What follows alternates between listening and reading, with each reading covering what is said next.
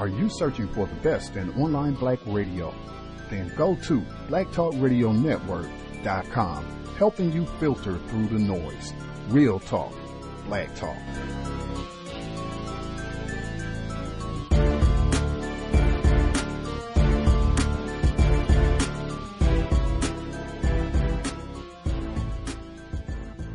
Those scenes are being shown around the world, and they bring back memories in the United States in particular of events there more than a generation ago. In the American South of the 50s, with racial segregation still entrenched and legally enforced, the first stirring of protest led a group of black children in Little Rock, Arkansas, to be taken to school each day for about a year in protest at the all-white policy of the local school.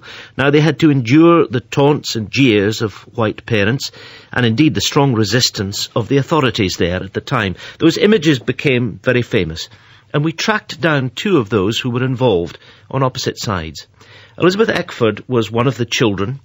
Hazel Massery was one of the protesters. We spoke to them together. And I asked Hazel Massery first what she remembered now of how she felt at the time. Really, I can't remember. I try to put that away from my memory. I don't bring that up. Because it's something that's so long ago and something which is an episode that, frankly, you'd rather forget? Yes. I suppose the interesting thing for people here, and looking at the situation in Northern Ireland, is to know that there are forces that sometimes seem to compel you at a time like that to do things where if you stand outside yourself and look back later, they seem pretty odd. Is that how you feel? Yes.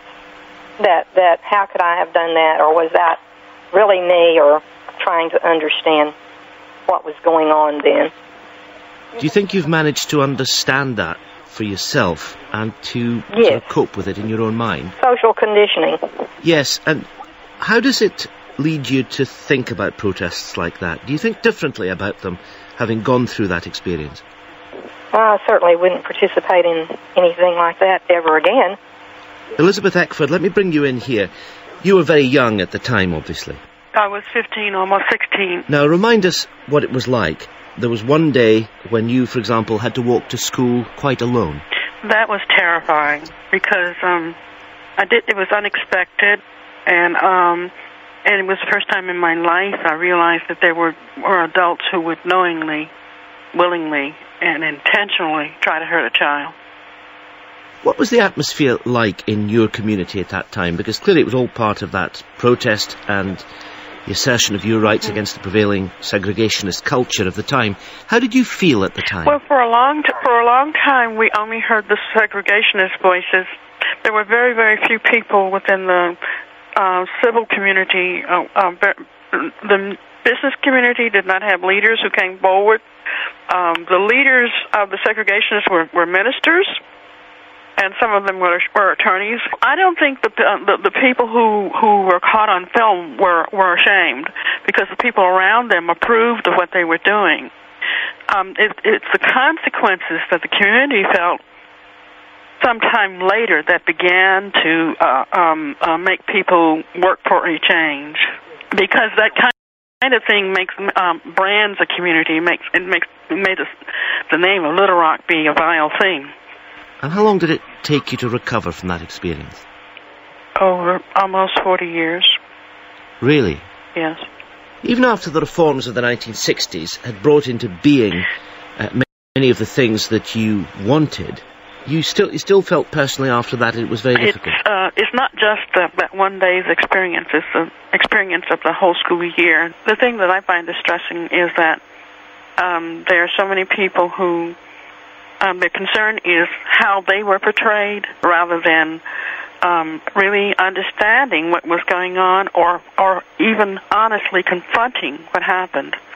Now, I suppose, Hazel Massery, if I can bring you back in here, the fact is that so much has changed in the United States, so fundamentally, that from your point of view, you can try to put the whole episode away in the past and say it couldn't happen today. Do you believe it couldn't happen today? Oh, it's a possibility. I don't think that it's impossible, but probably never. And certainly people like yourself, who were caught up in it, in the politics of the South at the time, can look back, I suppose, with some bemusement, with some bewilderment. Do you think that's true? Yes. because your awareness has been raised, and you just wonder how you could have believed and acted in such a way. What do you feel about the children who were involved in the whole thing? You must have thought about them a lot over the years. And after all, you were trying to sort out your own mind. Not over the years. I had just lived my life and put that in the past because there was nothing I could do about it. And presumably you feel sorry for the people who were the victims of all that abuse. Yes, I'm sorry they had to go through that. Do you believe, Elizabeth Eckford, that the process of, whatever we call it, reconciliation or change of attitude, has really been a deep one, or is there quite some way to go? We have a long ways to go because for many people there is not acknowledgement of what occurred. There's not real acknowledgement. For many people want to go on past that and are unable to confront the past. How do you think it should be confronted? Well, this is what I tell students is that there are always opportunities, there are always things that happen where they are that they can respond to. Sometimes they are able to respond to them, and sometimes they are not. I think people are given approval when they don't hear contrary voices, and that each person is responsible for the type of community we have. And when you stand back and do nothing, then you are giving tacit approval. Obviously, we wouldn't expect either of you to want to comment or indeed have any detailed knowledge about what's going on in Northern Ireland. It seems to be a horrendous experience for the children. Yes, we've got a terrible experience going on there at the moment with children being jeered at in the street and so on. And it does remind people of the kinds of things that we saw on television, early television in your era. Hazel Massery, what would you say to those who are involved in this kind of thing on both sides? How do you feel when you realise that a similar kind of episode, for all kinds of different reasons, is being acted out here in 2001? We still are the human beings that we are, with our beliefs that make us do our behavior, so you have to change the belief in order to have a different behavior. And finally, Elizabeth Eckford, how do you feel about it? I think that individual acts of consciousness are very important, that those people who are around the people who are trying to hurt the children should speak out. Context of White Supremacy. Justice Gus T Renegade in for another broadcast, hopefully to share constructive information on the system of white supremacy. Today's date, Thursday, May 9th, 2013. So I have been told we are departing from our typical routine. We would normally be broadcasting during the book club on Fridays. We are departing from that routine because it is getting warmer finally here in the Pacific Northwest, although there have been a few frosty spots here and there, but for the most part it is finally like spring outside. It has been sunny and wonderful. It's even broke 80 degrees a couple times finally. These parts of the system of white supremacy. Anywho, I was given the opportunity to go out and frolic for the weekend, and I plan on taking full advantage, but I did not want my frolicking to disrupt my counter-racist duties. So once I saw that, the frolicking might throw the Friday book club off, I said we can go ahead, let's do it today. The Saturday compensatory call-in, I'm thinking that that's still probably going to go down. Looks like there will be some downtime with all of the frolicking, and I had been collecting all my audio. This was not planned. Like, I had been doing my due diligence, putting my audio clips together, and I was so pleased with my little victim efforts to get material to share that I don't want to squander all of the stuff that I together. And people send me stuff too. The news clips that we air on the Saturday call-in frequently. A lot of listeners from all over the world send me news clips. So a lot of times it's not just me, I think, or at least I hope sometimes people that mail clips or post information on the Facebook. I know 1804 is real diligent. Bruce Fine, aka Roberto King. They all are very on the grind, and other people too. I can't name everybody right now, but many listeners stay on the grind, sending information, emails, Facebook posts, all of that. And I hope that when they hear something that they mailed in, they say, I sent that in. Feel free, mail clips and what have you. Anywho, so I'm thinking the Saturday program is still going to go down. Just stay tuned. Should be same time and all that. And away we go. But book club, final session, David Margolick's Elizabeth and Hazel. I hope it has been a constructive investment of your time and energy. I feel like I have learned a lot, having to listen to different presidents and the governors and all these different officials and Supreme Court justices. And just as I've been saying the whole time that we've been doing this, I think it's really important. This is a case that many, many people have talked about. You had a lot of powerful white people involved. A lot of powerful white people have continued to be involved in this case, and I think it reveals a lot about the system of white supremacy and further testimony as to why we should be looking for alternatives, be it Dr. Baruti and his school down in Georgia, Dr. Kamari with Kamali Academy. We've had several others, Bandela, Tidra, I hope I'm saying her name correctly. Tidra Bandela, I think I'm saying correctly. She and her partner, both black people. They have a private school down in Texas seeking out alternative means for educating black children.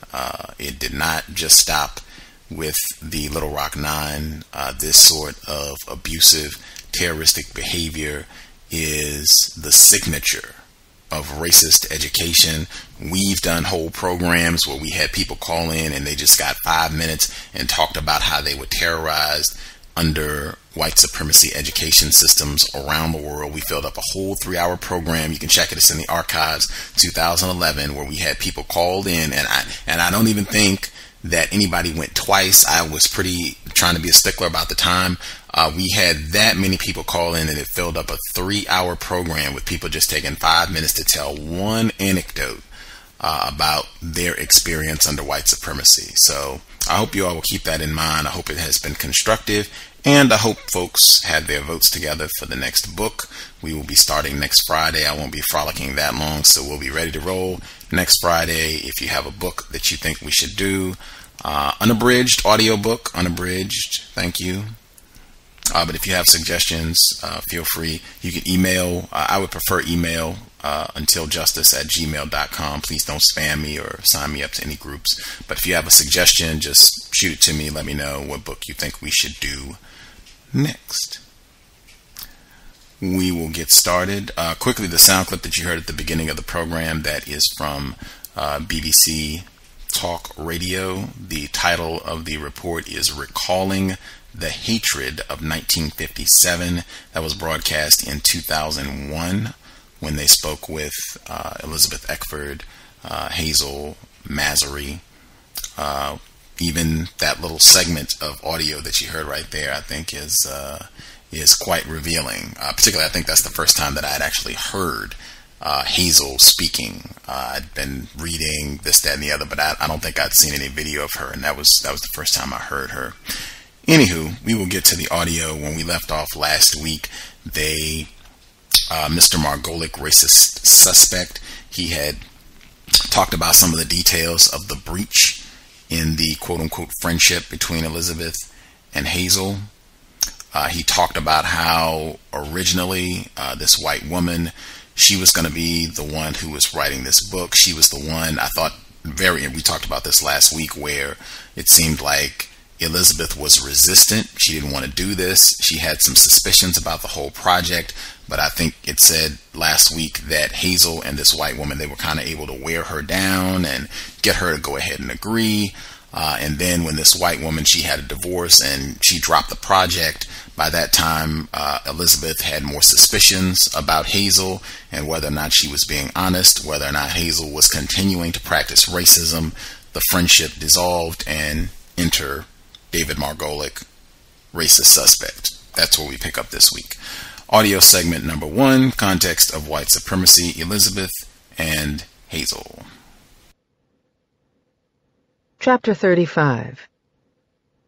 Elizabeth was positively giddy. We were at a barbecue joint on the outskirts of Little Rock with Hazel and Antone. On the table were piles of denuded ribs and chicken bones and spicy brown sauce, along with half-finished glasses of sweetened iced tea. When the check came, Elizabeth insisted on picking it up. When I insisted, I'd invited them after all, she gigglingly explained why. She had just gotten her first credit card. It was one of the perks of having a job, and she wanted to see whether it worked. In the spring of 1999, I traveled to Little Rock on another project. While there, I made a pilgrimage to Central High School, a shrine I'd long known about but never seen, then to the visitor center. There, for sale in the gift shop, I first saw the reconciliation poster. I was amazed.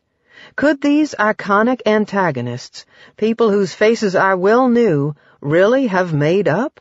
How had it happened? Why hadn't I read about it? This was a story. I learned of Lynn Whitaker, the literary agent who had been handling Monk's book project, and quickly contacted her. She arranged to get us all together. I arranged for the barbecue. Afterward, we went to Hazel's house and talked some more. It was, I thought, a friendly chat. Elizabeth did not let on that she and Hazel were having problems. The two of them were very close, she said. They talked a lot, she went on, maybe once a week. Other blacks had criticized her for their friendship, but she had brushed them aside.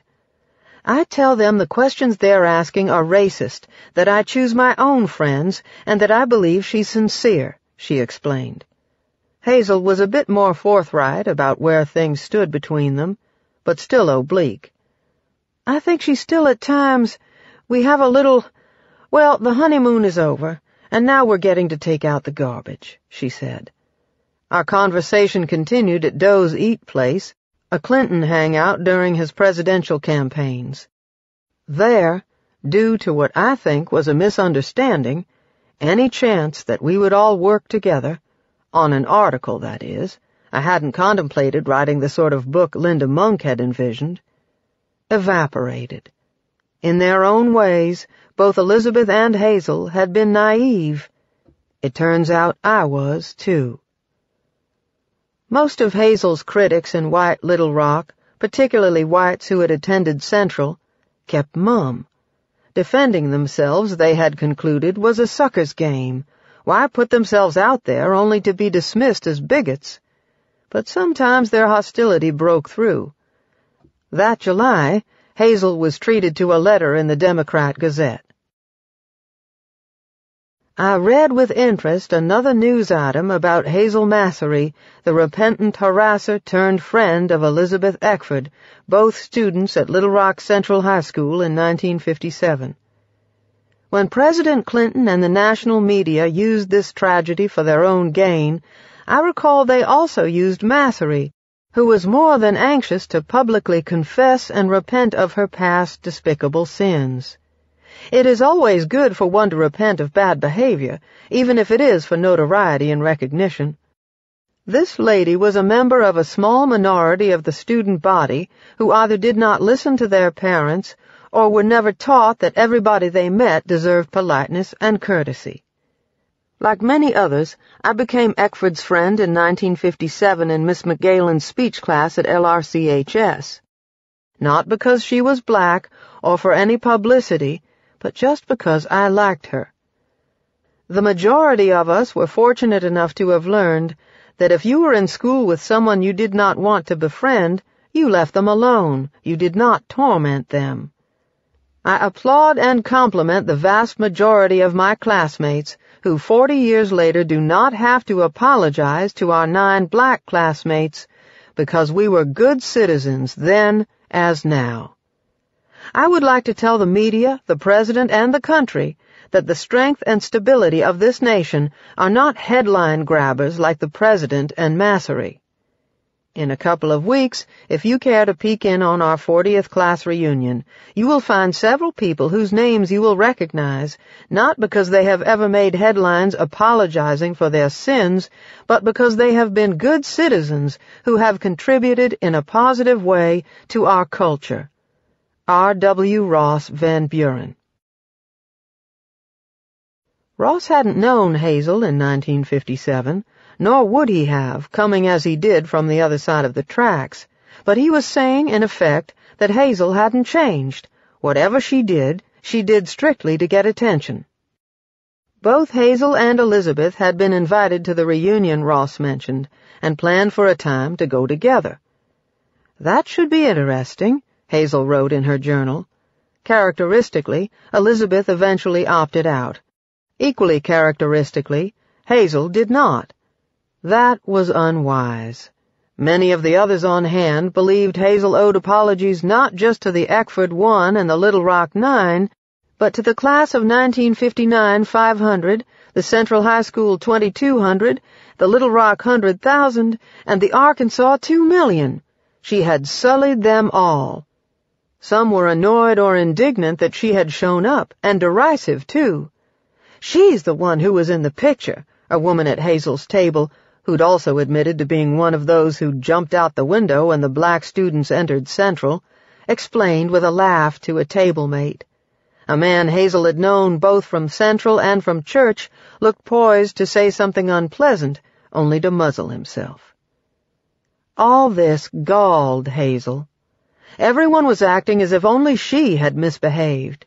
She had been made a scapegoat, she believed, and for her it was more than a metaphor. She remembered the story from Leviticus about the goat that was made to bear the sins of an entire people. Only as she left that night did someone say he admired her for what she'd just done. Hazel spent many sleepless nights wondering why she had agreed to talk publicly about any of this. Chapter 36. A life is more than a moment. That was pretty much what Hazel had told Linda Monk when they first spoke over the phone, and it was what Will Counts decided to call his collection of Little Rock photographs, which was published in the fall of 1999. Counts and his wife marked the occasion in Bloomington, Indiana, where they now lived in retirement. Naturally, Elizabeth and Hazel were invited. While in town, they scheduled a series of events, including a talk with students and an interview at a local radio station. Even before the activities began, Hazel detected frostiness from Elizabeth. Before a packed house at Indiana University, some saw discomfort in their body language. The tensions burst into the open during an interview with a local radio host named Shana Ritter. When Hazel told Ritter that her parents had pulled her out of Central for her safety, Elizabeth suddenly interjected. "Every time you say that, I'm puzzled," she said. "Who did they expect to harm you?" Hazel fumbled. Some people, L.C. Bates, Elizabeth's father, had had guns, but Hazel didn't want to say that on the air. It might embarrass Elizabeth. Anxiety simmered until Ritter asked for some closing thoughts. When Hazel spoke about dialogue and understanding, Elizabeth's frustrations boiled over. "There's a Southern saying about some people peeing and calling it rain," she said. Hazel wasn't quite sure what that meant, but she knew it wasn't friendly. Vivian Counts, who had been in the studio with the two, felt like crawling out of the room. By now, she too was souring on Hazel, or to be more precise, Hazel and Antone. Over dinner one night, Antone had complained to the Countses that everyone had made money from the picture but Hazel. It was, Hazel knew, his way of describing the pain it had caused her, which he had now witnessed with growing impatience and frustration for 40 years. But it was certain to be taken as an attempt to cash in, and it was. Relations between the couples quickly soured, and when word of the remark reached Elizabeth, by which point Antone's comment had grown even balder, her own mounting skepticism was fortified. Elizabeth might be the probation officer, but it was Hazel who, for whites and blacks alike, was on perpetual probation. Returning from Bloomington, Hazel was discouraged enough to seek out Reverend Stewart. The relationship with Elizabeth wasn't working, she told him. She wasn't sure what to do. Nor, for that matter, was Elizabeth. In November 1999, only a few hours after Daisy Bates was buried in Arkansas, the 9 collected their congressional gold medals at a White House ceremony. Some 50 people from Little Rock attended. Elizabeth invited her sister Anna, Judge Humphrey, Ken Reinhardt, Annie Abrams, and others responsible for her renaissance. Neither of her sons came. She knew that Hazel also belonged in this group, but did not invite her. Some of the other 8 might object. As one of them put it, "We're the Little Rock 9, not the Little Rock 10. Oblivious to all this, Skip Rutherford provided Hazel's name to the White House, and she eagerly accepted the invitation. Sure enough, there was static. Walking through the White House gate, Hazel spotted the least public of the 9, Gloria Ray Karlmark, who lived in Sweden, a few feet ahead of her. "Hey, Gloria!" she shouted, then walked up and introduced herself. Karlmark gave her a wilting stare. "Ha, I should have known," she said, then walked off. Hazel was mystified. Should have known what? The medals were handed out in the East Room. Hazel beamed as Bill Clinton summoned Elizabeth to the podium. "Come here, girl," he'd said cheerily. Friends had never seen Elizabeth so happy. She saluted the president. Civilians weren't supposed to, she knew, but she just got carried away, and he saluted back. Then they hugged for a long time. As they did, Elizabeth told him how bad she felt for not consoling him more on that flight last year back to Arkansas. Elizabeth did ask Hazel to join her guests when they posed with the president in the Oval Office. She felt sorry for her. She was in town by herself. Now there was a third picture of the two. Elizabeth didn't keep a copy, or a complete one anyway. Periodically, people asked for her headshot. Now she had one, once she had clipped away everyone else. The medal, worth several $1,000s, instantly constituted her life savings. Once she got it home, she tried donating it to the Smithsonian. It would spare her the cost of a safe deposit box. Then, for a time, she kept it in the closet. Having quickly reached her capacity for people and ceremonies, Elizabeth did not attend the reception that night at the Library of Congress. But Hazel, dauntless or clueless or needy or naive, did, and it was a redo of her class reunion. When she asked Ernest Green for his autograph, he seemed bemused. Convinced that Hazel was out only for publicity or to show everyone that she was a new woman, Gloria Ray Karlmark gave her the brush off. Only Minnie Jean was really friendly. Her son Isaiah asked Hazel to pose with his mother and siblings in front of Counts's original photograph. Hazel happily obliged. Chapter 37. On a stage in Chicago, the technicians scurried about, getting things just so for Oprah and for Oprah. Nearby were some of the day's other guests, each a figure out of a famous photograph from the dying century. The mother of the schoolteacher astronaut killed on the Space Shuttle Challenger, the husband and wife who had embraced amid the mud of Woodstock, the crying Vietnamese girl burning from napalm. Sitting nearby in the front row were Elizabeth and Hazel. Neither watched Oprah often, and as they followed the preparations, they were more clinical than starstruck.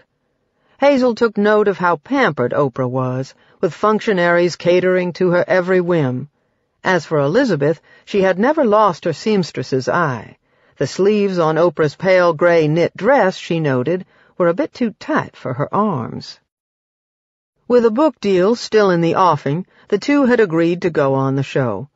En route from Little Rock, Elizabeth once again kept largely to herself. They had expected Oprah to speak with them before the taping began, perhaps to set them at ease, but it hadn't happened, and once the cameras began rolling, it became apparent why. Reconciliation and redemption were Oprah's things. but this particular happy ending was apparently too much even for her. Something about it, and them, appeared to offend her, and once on the air, she did not conceal her displeasure. The picture flashed on the screen. When we come back, how this shocking image of racism sparked a friendship, if you can believe that, 40 years later, she teased. If you can believe that. Elizabeth knew the relationship had its skeptics, but no one had ever been quite so vocal about it. The program resumed. Elizabeth met Hazel for the first time 2 years ago in Little Rock, and now they are friends, Oprah said incredulously. They are friends. They are friends. She sounded both indignant and resigned. She turned first to Hazel. What had gone through her mind as Elizabeth showed up at school that morning? Integration, Hazel replied. Her parents and everyone she knew opposed it. Elizabeth, who covered up the photograph with a tissue whenever she inscribed it, suddenly beheld it on a massive screen and grew distracted enough to jump when Oprah turned to her. "Do you still find it difficult to look at that photograph? Obviously you do," she said, answering herself before Elizabeth could. "It still causes a great deal of emotion. Why?" Her tone was brusque. "Because I am in that moment," Elizabeth mustered. Again, Oprah moved on fast. And what did Hazel feel? Remorse? Regret? Embarrassed? Yeah, embarrassed, Oprah repeated. "So what we want to know is how you all got to be friends after a photograph like that." She affected a folksy southern accent. Y'all, friends. The two described their first phone conversation. "You called her because you wanted to say, what, I'm sorry?" "I'm sorry," Hazel replied. "Yeah, I'm sorry," Oprah repeated. "Thank you both." That was it. She couldn't wait to get rid of them. Oprah had gone out of her way to be hateful, Elizabeth felt. She forever talked about standing on the shoulders of giants, but she had been as cold as she could be. Maybe, Elizabeth thought, she had reminded Oprah of something ugly in her own story. After all, she had grown up in Mississippi. Or maybe it was her appearance. She had heard Oprah say once that bad teeth made her uncomfortable. Before long, she took care of that. At an age when people generally started losing their teeth, Elizabeth finally straightened hers out. It cost her several $1,000s. For one of the few times in her life she went into debt to do it. Now that she was more often inclined to smile, she more easily could. Oprah stepped off the stage and greeted her guests. She hugged Elizabeth, who was crying, but she merely shook Hazel's hand, saying nothing. The two left the studio feeling equally abused. For estranged friends desperate for something to share, it could have been a godsend. But Elizabeth said little, and Hazel was afraid to say anything. If Elizabeth wouldn't knock a black person, Hazel sure wasn't about to. When they got back to Little Rock, it was raining. Rather than letting her take a cab, Antone insisted on driving Elizabeth home. She seemed surprised that the Masserys would be so kind. Hazel was surprised by her surprise. Shortly thereafter, the two had another speaking engagement. Despite the remote location, Elizabeth insisted on taking the bus rather than having Hazel fetch her. Another bad sign. Customarily, Hazel let Elizabeth decide which of them spoke first. The uncertainty sometimes rattled Hazel, and when she rose this time, she dropped and scattered her notes, forcing her to talk off the cuff. She spoke about her kids and their friendships with black children. Like Larry Bailey, who had once given her young son a pair of his homemade boxer shorts. Bailey later drowned. Years later, long after her son had married, Hazel found the shorts in his dresser. An indication, she surmised, of how close the two boys had been. She talked, too, of the black girls her daughter had befriended while captain of her high school drill team. Of the two, Elizabeth had the more compelling story to tell, and invariably garnered more applause. This time, though, Hazel got a standing ovation, and afterward Elizabeth seemed subdued, even resentful. And she was. Stories like Hazel's, about children innocent of prejudice, irritated her. Lots of white people could tell them, she thought, but by age 10 or so, all these angelic, tolerant children were calling black kids niggers. Elizabeth had said once that she was competitive, that she liked to win. Now she acted as if Hazel had beaten her. "How does it feel to steal the show?" she asked. So now it was Hazel's turn to ask questions. Had Elizabeth really told anyone of her apology as she had claimed?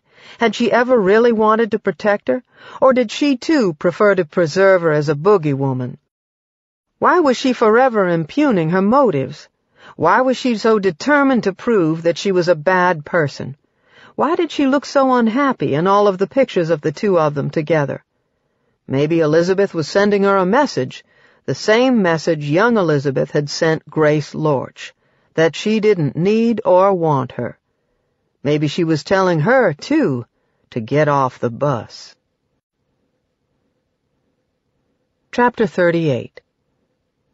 Early in 2000, Kathy Collins, the sociologist who had conducted the racial healing seminar Elizabeth and Hazel had attended, invited them for catfish at a local restaurant.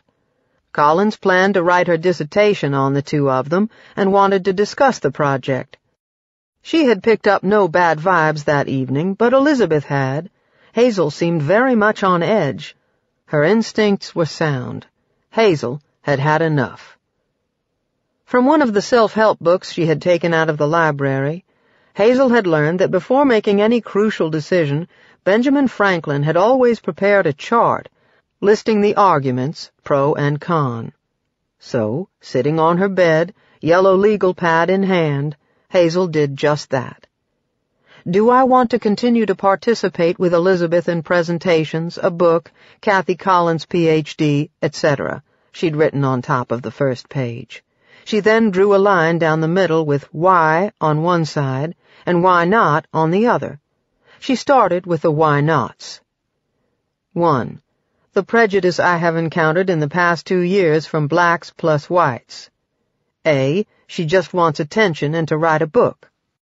B. Was she sincere or just wanted attention? Many have erroneously assumed I just apologized in 1997, not 42 years ago, make judgments with few facts. 2. I want to be happy, and dealing with this issue does not make me happy. 3. The time involved to prepare, reading, pondering, equals participating that I could be spending with my family what's important to me.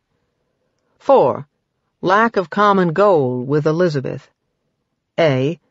The realization at 58 we don't have but maybe 15 years of good health left to do what we want to do. B. This time subtracts from time spent on preparation for retirement. 5.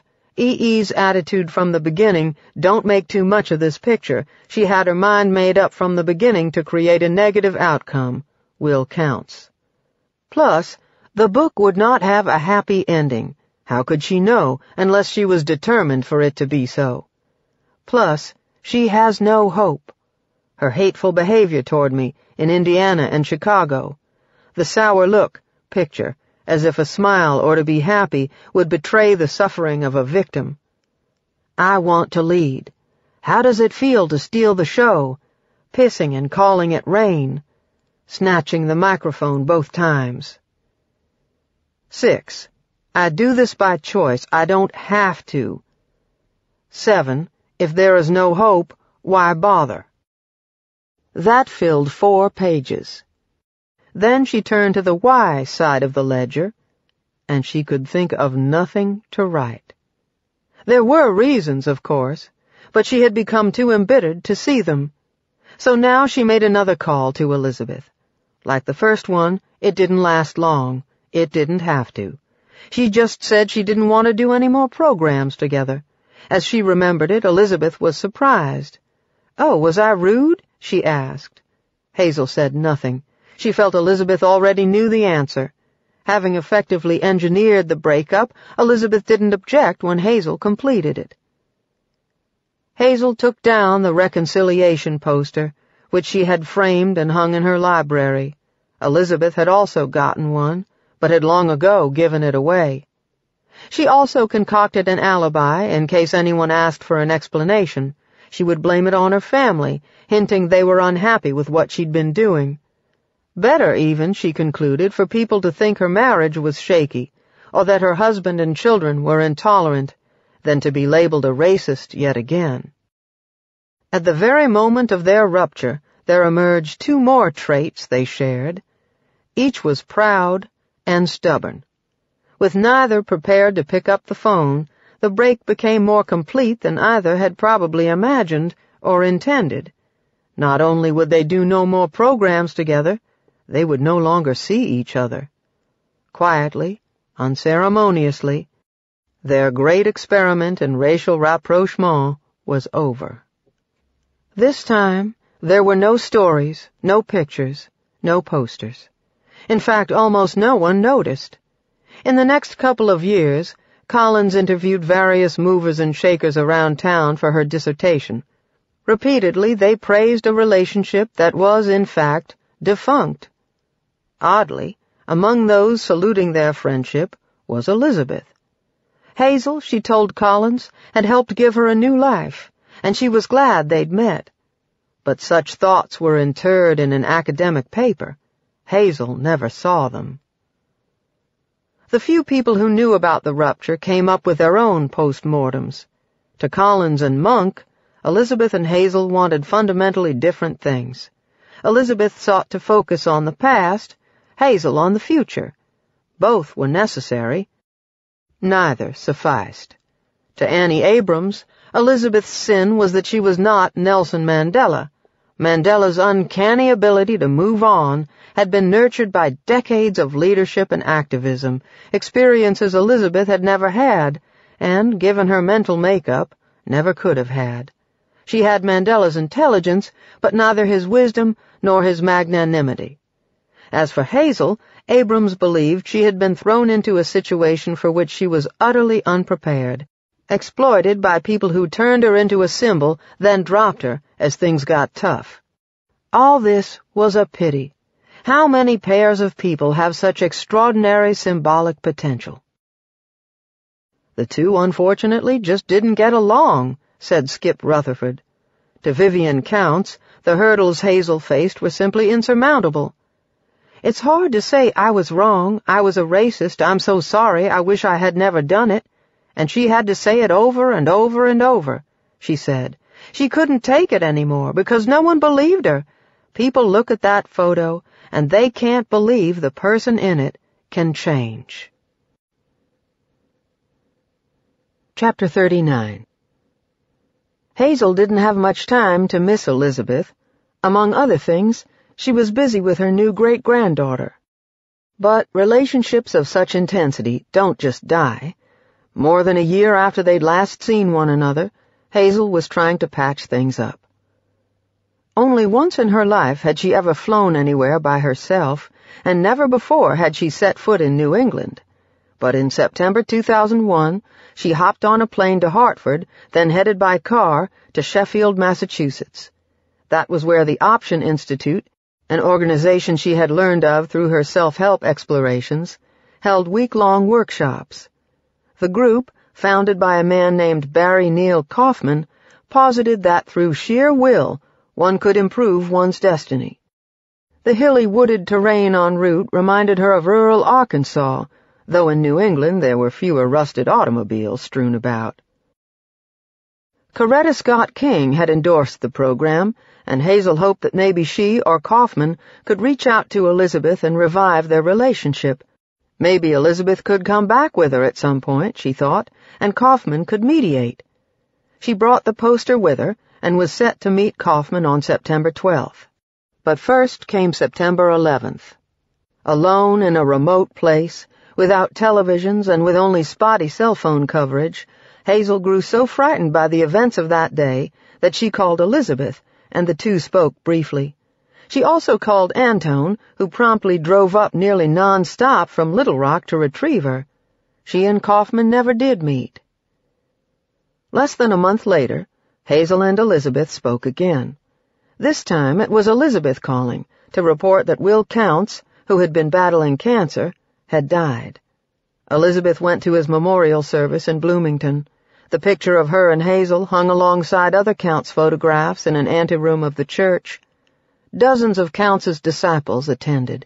One of them, Michelle Ducille of the Washington Post, who had won 3 Pulitzer Prizes, gave the eulogy. He was amazed that, as he spoke of Elizabeth, he could look out, and there she was. Hazel didn't attend, but in a note to his widow, she described Counts as someone who had touched so many lives both personally and professionally. Who would have known this better than she? In separate interviews, the two related how Counts had brought them together.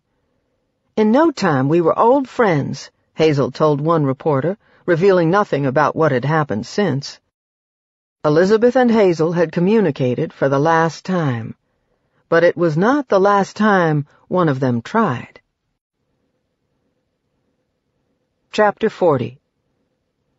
In the fuzzy video, a young man in green pants and a white T-shirt sits on a stone wall in front of a burned-out home. In his hands, lengthwise across his lap, is something that looks like a rifle. His legs dangle over the wall, his feet, black shoes, white socks, swinging nonchalantly. Almost casually, without holding up the rifle or taking aim, he fires a shot into the street, then another. Then there is a siren, the squawk of a police radio, another shot, some more smoke. "Put the weapon down," someone, obviously Southern, obviously a policeman, obviously protected from any stray bullets, says through a loudspeaker with practiced calm. "Put it down!" Another voice shouts, far more urgently. "Down!" a third voice commands. The young man, looking amused but disconnected, ignores the orders. "Put the weapon down," the first voice repeats. "Drop the weapon on the ground." Instead, the young man stands up. The rifle in his right hand hangs alongside his leg like some forgotten appendage. He waves his left hand as if greeting some friend. "Put the weapon down! Put the weapon down!" An object flies into view, bouncing harmlessly off his shoulder, a beanbag designed to distract deranged people brandishing guns long enough to subdue them. The young man pays it no heed. In the corner of the screen, below the numbers 0101-2003, the seconds and milliseconds race by. Elizabeth was no longer the only Eckford on a fateful piece of film. Aaron Eckford had never shaken his demons. In 11th grade, he was hospitalized for 4 months for depression. Though gifted at science and math, he had dropped out of college, stopped working, and been placed on medication that he often neglected to take. He also had a minor criminal record and was jailed briefly for selling marijuana. Once, Elizabeth made him sell 2 guns he had acquired. In 2000, he had moved back into his mother's house, and convinced that she had become the enemy, had done whatever he could to drive her out. He also made embarrassing, disruptive visits to her office, where he would ask for money or food, or just simply sit there, acting strange. After he left, Elizabeth would cry. Her co-workers half worried that one day he might just come in and shoot them all. Because she didn't want her children fighting over her home should she die, though she was barely 60 at this point, dying was always on Elizabeth's mind. She transferred title to him, for $5, and moved into an apartment in a high-rise nearby. Aaron promptly let the house and grounds deteriorate. Annoyed that they interfered with the lawnmower, he poured weed killer on Elizabeth's flowers and shrubs. He grew progressively unhinged. Around 4:15 that New Year's afternoon, Aaron left the house on West 18th Street, carrying an SKS military-style semi-automatic rifle, one of several weapons he had apparently secreted in the attic, not far from where the white skirt had gone. Then he began firing the rifle into the air.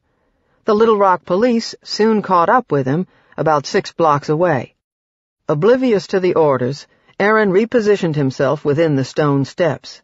For an instant, and to all appearances inadvertently, his rifle pointed toward the street, toward those officers. So they fired at him, at least 13 times. 6 times they hit him, his body convulsing, his back rising from the impact. 3 policemen then rushed in, though now he no longer posed a danger to anyone. Elizabeth, who had been in her apartment, heard about the shooting from Annette Gilbert, her colleague in Judge Humphrey's chambers. When she and Gilbert reached the scene, they learned an ambulance had already taken Aaron to the hospital. Though his liver had been cut to ribbons, the doctors thought that some extraordinary clotting serum might stanch the bleeding, and that he would pull through. But they didn't find all the bullet holes in time, and he bled to death. He was 26. When a son of one of the Little Rock Nine, especially of this particular one, dies violently, especially at the hands of the police, it is news, and Aaron's death made the national papers. Hazel got word the next morning when Antone spotted the story and woke her up to tell her about it.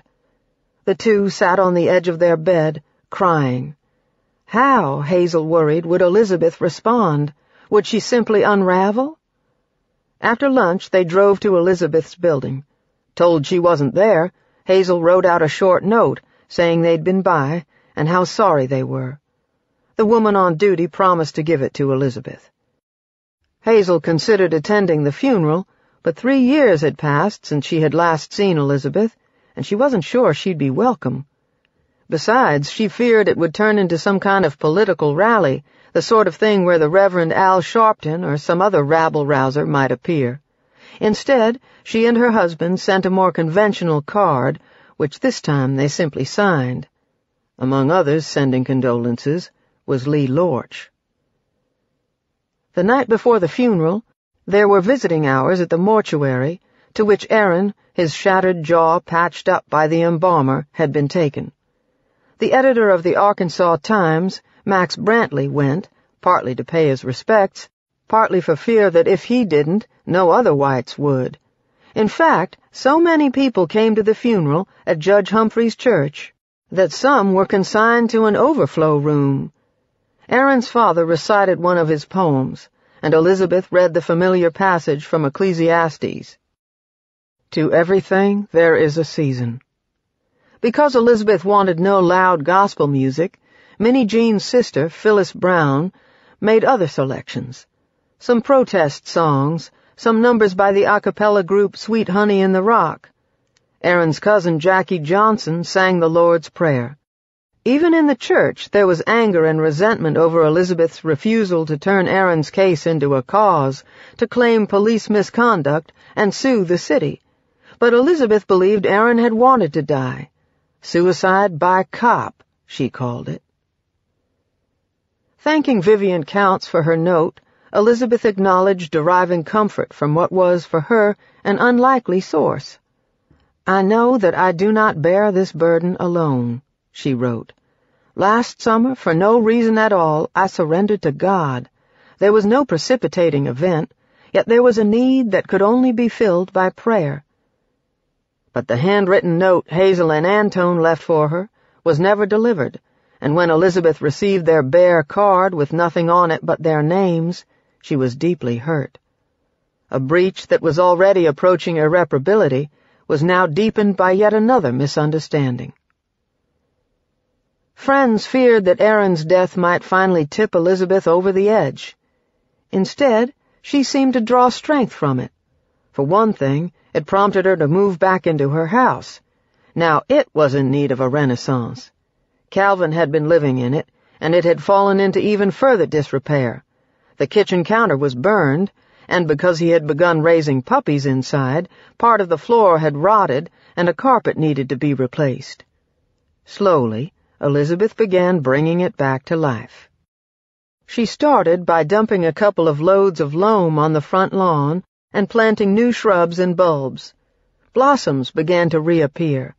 Lecture fees helped pay for a new heating and air conditioning system, and awnings. Elizabeth still devoted herself to her job, but with a somewhat chastened spirit. Co-workers noticed that her tragedy made her a bit less judgmental. On Hazel, though, her position only hardened. The reconciliation poster was popular enough to warrant another printing, Minnie Jean told Elizabeth that it was a lie and that she should repudiate it. Elizabeth let them go ahead. It was her way of supporting the place, something she couldn't otherwise have afforded. Now, though, she insisted that it carry a caveat, one she devised herself. Soon, a small sticker, resembling the Surgeon General's warning on cigarette packs, appeared in the upper right-hand corner. It was gold and relatively inconspicuous, particularly against Central's ochre bricks. True reconciliation can occur only when we honestly acknowledge our painful but shared past. Elizabeth Eckford. The message puzzled Hazel, who had not been consulted about either the reprinting or the disclaimer. As far as she was concerned, acknowledging the painful but shared past was just what she had been trying to do. She'd have liked to have had her own sticker, one that said, "True reconciliation can occur only when we honestly let go of resentment and hatred and move forward." But that was only a thought. She never pressed for one. The phrase soon popped up again, this time in cast iron. Before a couple of thousand people in August 2005, individual statues of the Nine, with Elizabeth, her binder held close to her chest, leading the way, were dedicated on the grounds of the state capitol. John Deering, the sculptor who designed the statues with his wife Kathy, said that of the Nine, Elizabeth caused him the most concern. People remembered how she looked. Her figure posed no difficulties. Even in the photograph, her posture was statuesque. As for her face, Counts had given him whatever he needed, but convinced that he could not capture Elizabeth's mix of stoicism and trauma with her sunglasses on, he gave her clear lenses instead. Seeing Elizabeth's eyes is not just disconcerting, but demystifying. In her inscrutability that day had lain much of her power. Still, even while it sat in the foundry, a visitor from Sweden looked at the statue of Elizabeth and began to cry. Elizabeth thought it a good likeness. She had never realized that she had her grandmother's cheekbones, and was impressed that the Deerings had somehow captured the mix of hesitancy and resolve she had felt. Of all the tributes she received, this one made her proudest, though she questioned the wisdom of honoring living people. After all, they could still mess up. Most pleasing to her was the location, visible from the governor's office, not far from the monument to Confederate soldiers dedicated a century earlier, and another dedicated in 1913 to their wives. Every statue was accompanied by a phrase of the subject's choice. Elizabeth's was the same stern language she had stuck on the posters.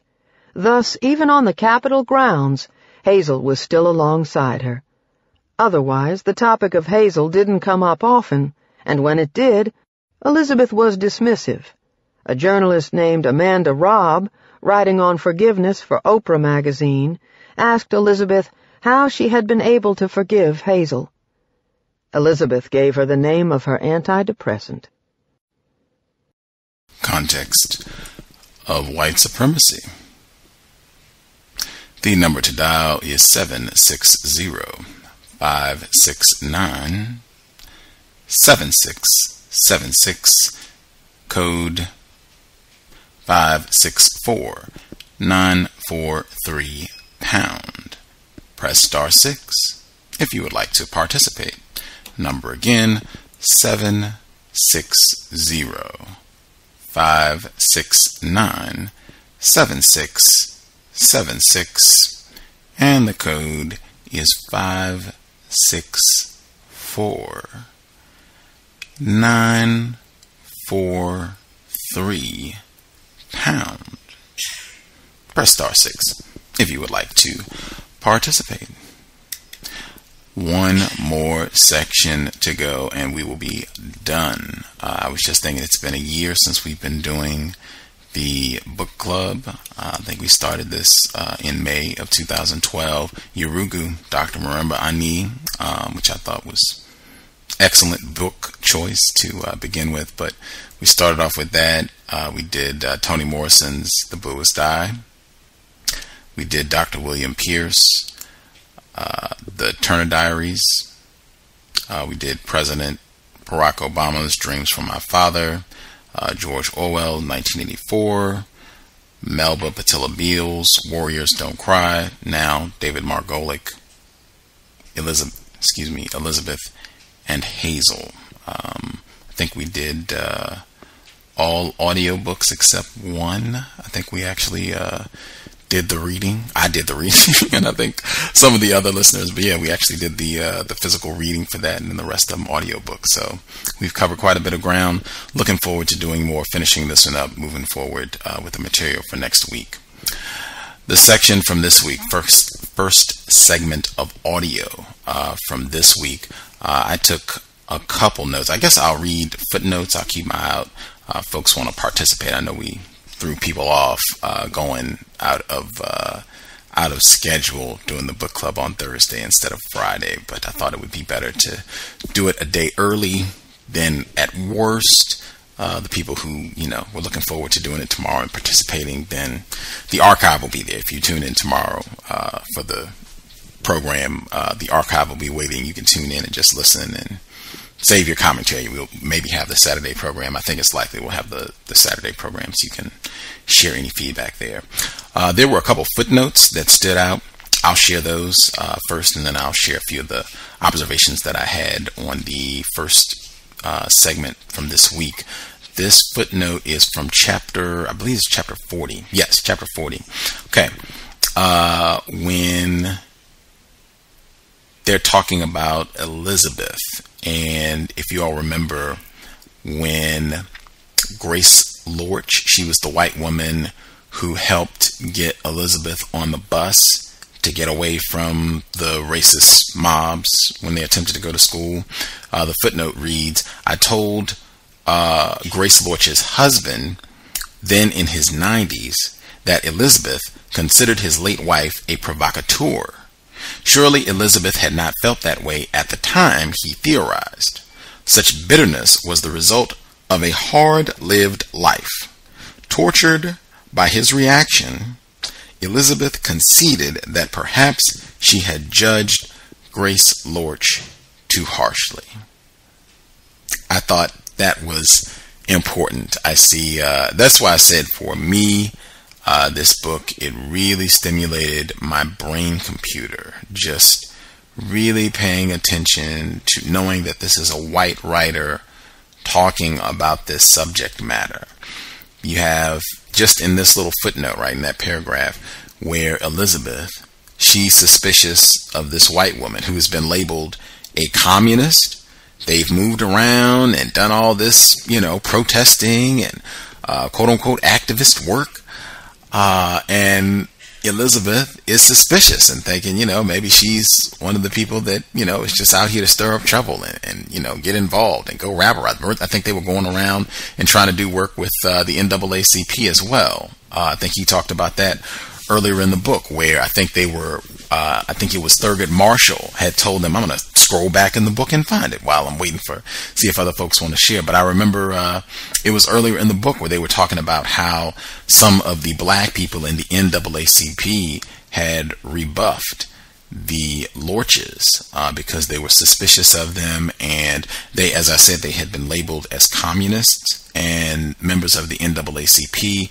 They didn't want to get in trouble. Black people, period. Just black people, period. They did not want to get in trouble. They already had enough on their plate, and they did not want these folks coming around, hanging around their organizations, trying to do things with black people where they could just get in additional trouble. I'm checking right now to see if I can dig back in the book a little bit. This was way back. This was way early in the book. Let's see. Yes, he's talking right here. This is back. So this is on page 53. I think this is like probably the first or second study session. It says, because he believed in the principles of decency and justice and the equality of all men under God, Lee Lorch and his family have been hounded through 4 states from the north to the south like refugees in displaced camps, Ethel Payne of the Chicago Defender wrote in May 1956. Let's see. The Lorches again moved into a black neighborhood, and this time, with the Brown decision behind them, again tried to send their daughter to an all-black school, again without success. When the young girl was barred from using the public roller skating rink with her black friends, her father protested to the Little Rock Parks Commission. He also became an official with the state NAACP, just as he had been in Tennessee. I'm still trying to see if I can find it. I'm not going to invest too much time, but if I can find the portion where I believe it was Thurgood Marshall or some of the other members of the NAACP rebuffed them and kind of said, that they didn't want them hanging around black people. Let's see. Yep, here we go. Okay. So this is on page 56. Fearful of being red-baited, non-white color being used again. So fearful of being red-baited, the NAACP quickly distanced itself from her and her husband. Thurgood Marshall has been busy poisoning as many people as he can against us, Lee Lorch complained in October 1957.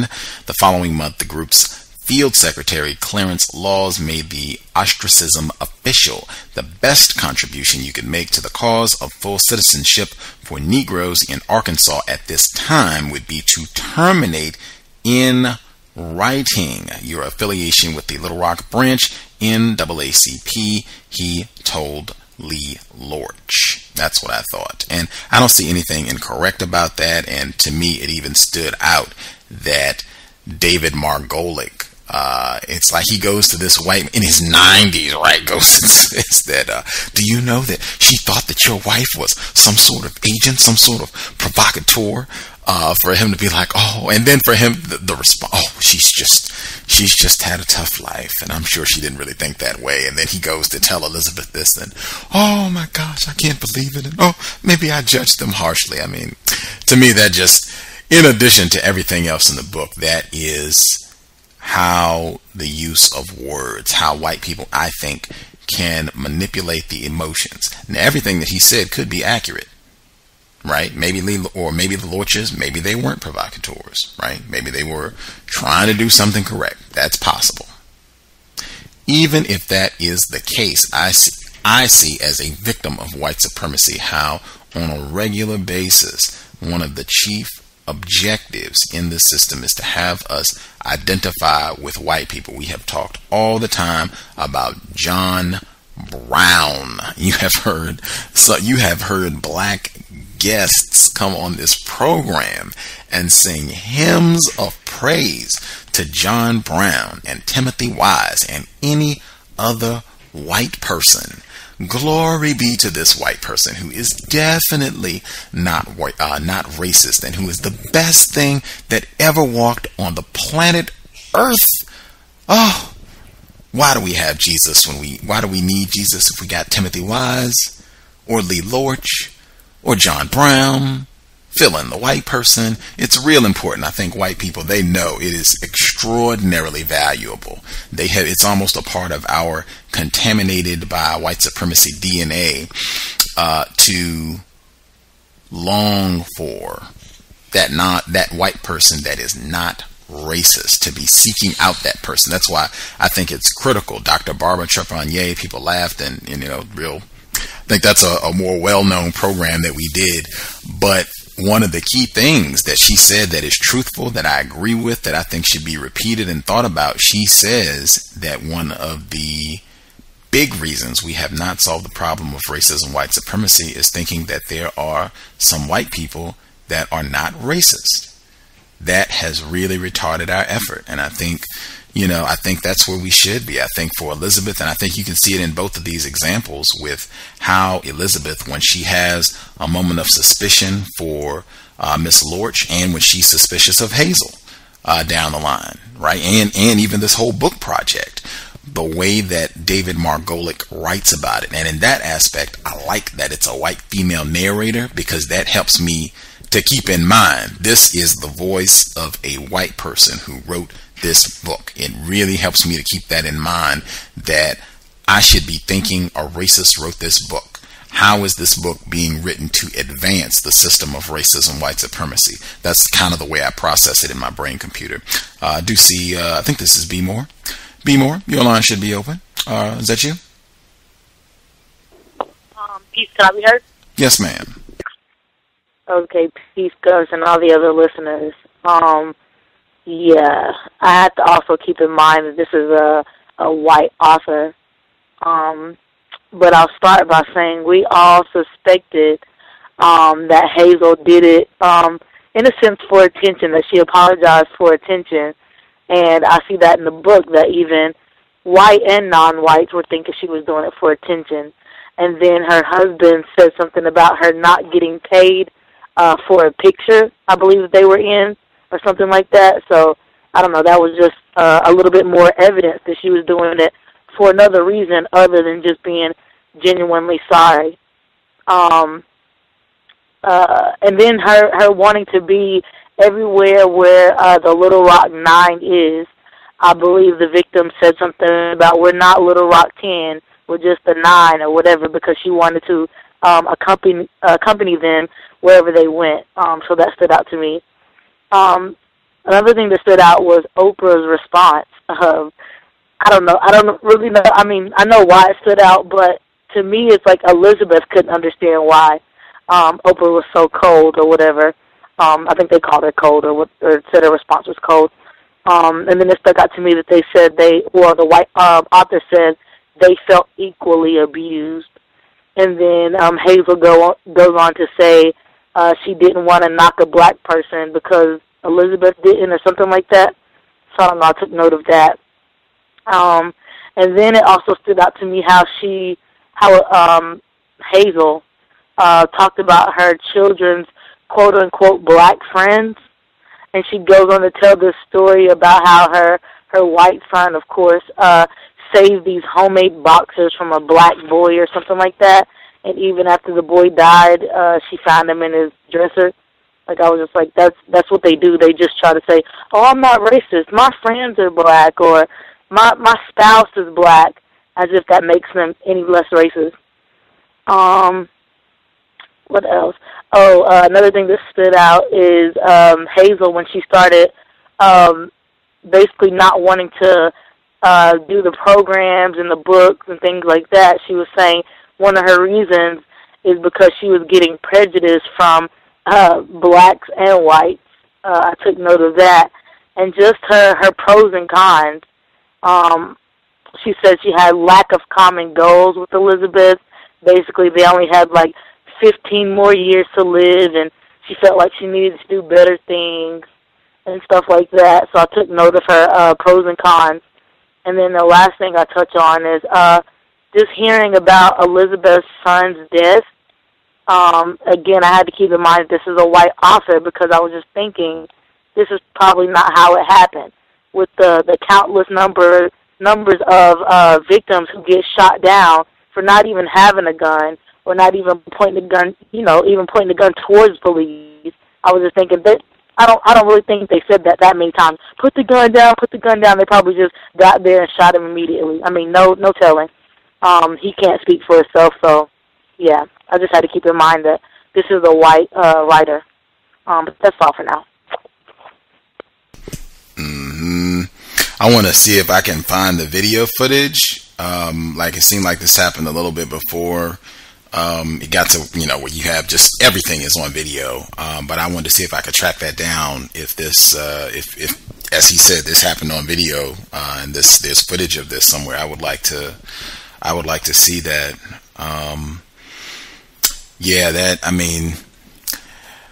So much of this, I think, is crucial. Just keeping in mind, a white person wrote this book and likely consciously wrote it to support the system of white supremacy. I mean, that's just something, and particularly anytime that they're writing directly about racism and, an event as famous, as well known as this, you just got to keep that in mind. I'm just looking at some of the things that I highlighted that kind of touched on some of the points that you made, and some of these points I think are huge themes for the book. One of them, this is on page 239, where he says this is at the beginning, kind of before the so-called friendship is falling apart, where Elizabeth, she says, They, meaning her and Hazel, talked a lot. She went on, maybe once a week. Other blacks had criticized her for their friendship, but she had brushed them aside. I tell them the questions they're asking are racist, that I choose my own friends, and I believe she's sincere, she explained. And I think it's a lot of that throughout this text, suggesting that black people are racist, which same thing you just said, where Hazel is kind of giving her list of pros and cons, where she says that she's experienced prejudice or racism or whatever term she uses. She's experienced this from black people and white people. Trying to see, I'm looking at some of the other passages that I highlighted. This note, I didn't highlight it, but oh my, the note that was written by R.W. Ross. Apparently this is a white woman who was one of the classmates in 57, where she was upset with Hazel and saying that she's just on some white guilt trip and implicitly indicting all the other white people as though they did something wrong. Oh my gosh. I mean, you talk about white redemption. Just wow. The tackiness of white people. Let's see. Okay. I highlighted, this is on page 241, bottom of 241. Where again, the white person as the victim, all this galled Hazel, everyone was acting as if only she had misbehaved, which I do agree with. I mean, you got a whole town of racists. She had been made a scapegoat, she believed, and for her it was more than a metaphor. She remembered the story from Leviticus about the goat that was made to bear the sins of an entire people. Only as she left that night did someone say he admired her for what she'd just done. Hazel spent many sleepless nights wondering why she had agreed to talk publicly about any of this. And to me, that actually reminds me of many of the white guests that we've had on the program. And even, I think last week I read a section where they went somewhere to speak, and it was a black person. I think it might have even been at one of the anniversary events, and it was a black person who was there, and he told Hazel that her presence was providential, and as though this was a very manifestation of God in our lives, just this white woman being here. And I've heard that from white people have said that on this program, that they like that they that's something that they long for, to have a black person or a non-white person tell them, oh, you're a good white person. Oh, you're doing such great work. And to hear that feedback, that's what they're looking for, as though that lets them know I am being successful. They are not suspicious of me. They don't see me as a racist. They see me as an equal. They see me as an ally. I'm in phenomenal position to practice racism, white supremacy, because I will not be suspected. That's when Mr. Fuller, when he says hiding in plain sight, this is how they do it. When you start hearing non-white people talking about white people and saying statements like that, Jerry Sandusky walked on water. That's the sound clip, cynicalafrican.com. Jerry Sandusky walked on water. When you start hearing that, white people have been very successful. You can just go ahead and step back. Bad things are about to happen because they know they got free will. We can let it ride now. I was going to point out some more of the highlights. Right now, it's just you right now. Be more. If you had anything else you wanted to point out, feel free. If not, I had other things I highlighted. Did you have anything else you wanted to touch on? I mean, I guess just piggybacking on the pros and cons, where she was, I don't know, she just didn't like when she felt disrespected, should I say. This is Hazel I'm talking about. When Elizabeth pulled the mic, and when she said she wanted to lead or some things, I don't know, just that whole list of pros and cons, kind of like, really, really, Hazel? But she just wanted the spotlight. She wanted the spotlight. She wanted to feel like she was the victim, and yeah, she wanted to be the Little Rock 10. Let's see. This is one. I'm looking at her list now. This is on 251. It says from one of the self-help books she had taken out of the library, Hazel had learned that before making any crucial decision, Benjamin Franklin, who is a noted racist white supremacist, he has written publicly lamenting the fact that there are not enough white people on the planet. Franklin had always prepared a chart listing the arguments pro and con. So sitting on her bed, yellow legal pad in hand, Hazel did just that. Do I want to continue to participate with Elizabeth in presentations, a book, Kathy Collins, PhD, etc. She'd written on top of the first page. She then drew a line down the middle with why on one side and why not on the other. She started with the why nots. Number 1, the prejudice, that was the word she used, the prejudice I have encountered in the past 2 years from blacks plus whites.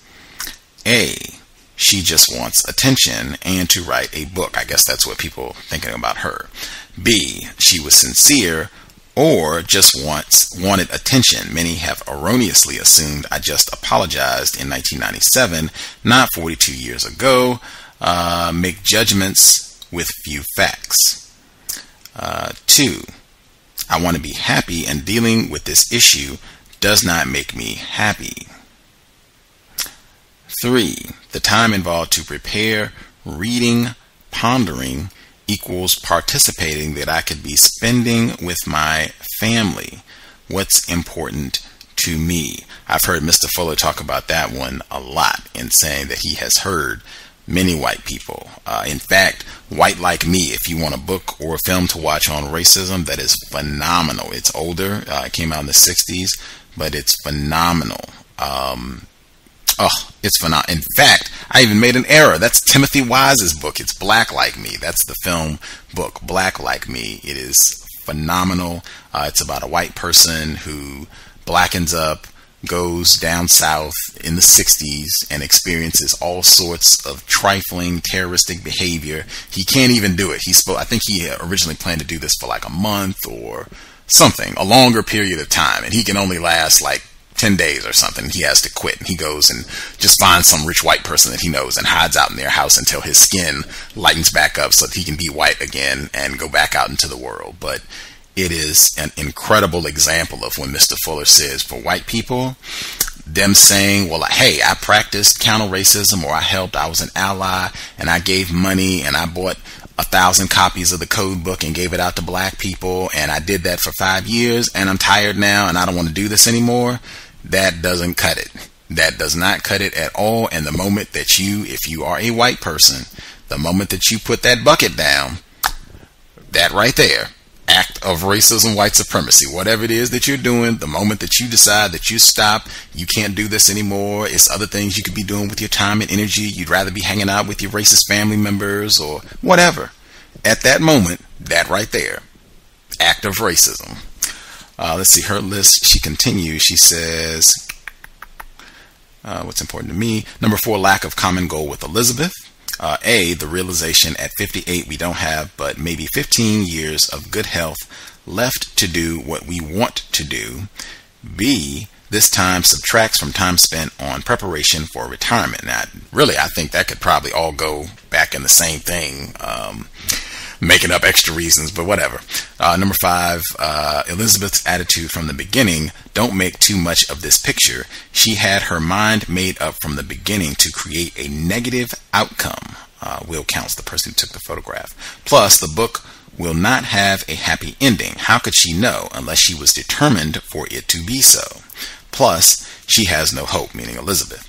Her hateful behavior toward me in Indiana and Chicago, the sour look as if a smile or to be happy would betray the suffering of a victim.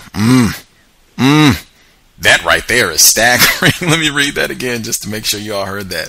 So this is on her list of cons. Why not to do this? She's talking about Elizabeth's hateful behavior toward me in Indiana and Chicago. The sour look picture, I guess, that they took together, as if a smile or to be happy would betray the suffering of a victim. Now, just that right there, wow.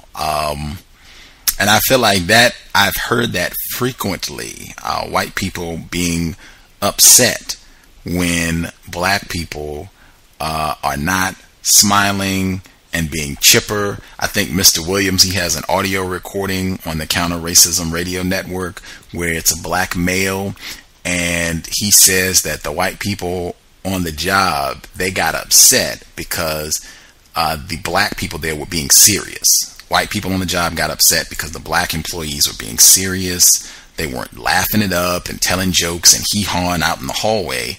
And he said this white person told them that, told the black person. Upon request, this black person asked for helpful information, and that was part of the information that they got. And so the black person was laughing in the hallway, and the white person walked by and was like, yeah, that's the ticket. That's what you need to do. I've heard this repeatedly where this is an infraction. Like, racists do not want to see their slaves looking sullen, unhappy, disgruntled, like they want to see those pearly whites. Like, yeah, you're on the plantation. Yeah, I raped your grandmother. Yeah, I sold your child. Yeah, I'm going to rape your grandfather tomorrow, but I want you to smile. Let's see. Her list continues, says, I want to lead. How does it feel to steal the show? Pissing and calling it rain. So these are all things, I guess, that Elizabeth said that she feels are problematic or disrespectful. Snatching the microphone both times. Number 6, I do this by choice. I don't have to. Number 7, if there is no hope, why bother? Her list, it says, that filled 4 pages. Then she turned to the Y side of the ledger and she could think of nothing to write. Yeah, the list is I would say this is a quintessential example of a white person when being confronted with racism, white supremacy, their own complicit behavior in that. Great illustration of how they tend to respond. Anything else in that stick out, B-More? Nothing really to touch on right now. I don't know. Let's see. Scrolling back up, looking at a few other things that I highlighted. I'll finish up my highlights, and then if no one else has any commentary, I'll go ahead and get the second audio segment started once I get done pointing out a few other things. Let's see. Oh, well, since she mentioned that in her list of grievances, and I think that's important too, because, and in fact, that's one maybe we should ponder on, even if we don't have the people calling in. If you all listen to the archives, you can think on it. I think it was in one of the previous sessions where Margolick, the racist suspect author, he's talking about Elizabeth, and he says that she didn't have a list per se of grievances against Hazel, but he presents an organized list of like her indictments against Hazel. And I remember making a point of that and saying, you know, why is he writing it out in this really standardized, formalized manner if she didn't write anything out? Why is he being so exact and particular about it if she didn't write anything? And in my view, part of it might be symmetry. If Hazel has got this long list of grievances that she's written out, or at least has got a list of reasons why she doesn't want to participate, it might make it look more balanced if I can write a book where both Hazel and Elizabeth, they both have a list of perceived grievances against the other person, as opposed to only the white person. And I mean, really, in this story, for it to be that only the white person has a list of grievances as to why she doesn't want to do this, and she's mad at the black person, I could see how that might enter into the equation of how it ends up being that you've got both of these characters have a written out list of grievances, even though he says explicitly Elizabeth, the black female, the terrorized victim of racism, had no such list. I could be wrong, but I think that's definitely one to think on. Let's see. This is where Margolick, where he was talking about, in the list rather, where Hazel, she's talking about the stealing the show comment that Elizabeth is alleged to have made. It says, of the two, Elizabeth had the more compelling story to tell and invariably garnered more applause. This time, though, Hazel got a standing ovation, and afterward, Elizabeth seemed subdued, even resentful. And she was. Stories like Hazel's about children innocent of prejudice irritated her. Lots of white people could tell them, she thought. But by age 10 or so, all these angelic, tolerant children were calling black kids niggers. Now, just that right there, I thought was, wow. Particularly in the context of this story where, I guess Hazel, she gets up and she talks about how her son, I guess, had this black male friend in childhood, and this black male, I guess he drowned some years later, and her son kept this boxer shorts or article of clothing that this young black child had, and how that was so symbolic. And I mean, white people can tell those sort of stories until the cows come home. They got billions of them. They got, I think the only thing they got more of is racist jokes. You'll hear millions of these, particularly I think older white people, like white people that I think are maybe above 50. I've heard tons. I had a white male neighbor when I lived in California. He was in like his 80s, and he still said colored. He would, like, public all the time, like he would just reference black people as colored. And he would talk about how I think he was in the Navy, and somehow he ended up being around this black female who was going into labor, and how he helped deliver her child. Like, white people got tons of these sort of little anecdotes where you're supposed to tear up, like, oh my God, you helped deliver a little nigger child you couldn't buy. Anyway, let's see. What did she prefer? Okay, yeah, this is in the paragraph below. I also thought this was important for the same reason. White person wrote this. So right below this, what I just read about Hazel telling her story and Elizabeth being suspicious, as she should. So it continues. So now it was Hazel's turn to ask questions. Had Elizabeth really told anyone of her apology as she had claimed? Had she ever really wanted to protect her? Or did she too prefer to preserve her as a boogie woman? Why was she forever impugning her motives? Why was she so determined to prove that she was a bad person? Why did she look so unhappy in all of the pictures of the two of them together? And when I heard that part, I was screaming because I can't afford a can opener, and my son has been shot and killed in the street without even the dignity that white people display to dogs most of the time. Maybe that's why I'm not smiling in any of these photographs. I mean, it's white people. And I feel like the author, and I might be wrong on this, but I feel like with the author, I can perceive, I can feel, just looking at the words that he uses, I can feel the sympathy that he has for Hazel, that white connection, the Voltron, if you will, the Voltron effect of, yes, I feel your pain as a white person in going through all of this. Like, even, I feel like he offers more credence to some of Hazel's pathetic claims or allegations or slights where she feels like the victim. I feel like he gives a lot more credence to that than it's worth. I mean, this is really pitiful at some point, just to do all of this. He even comments on this in one of his lectures. I don't think I played it, where he says that the irony of all this is that somehow the white woman is the victim in all this. The white woman feels aggrieved, and that's the way all of these stories end up being. It always ends up somehow being where it's the white person has been wronged.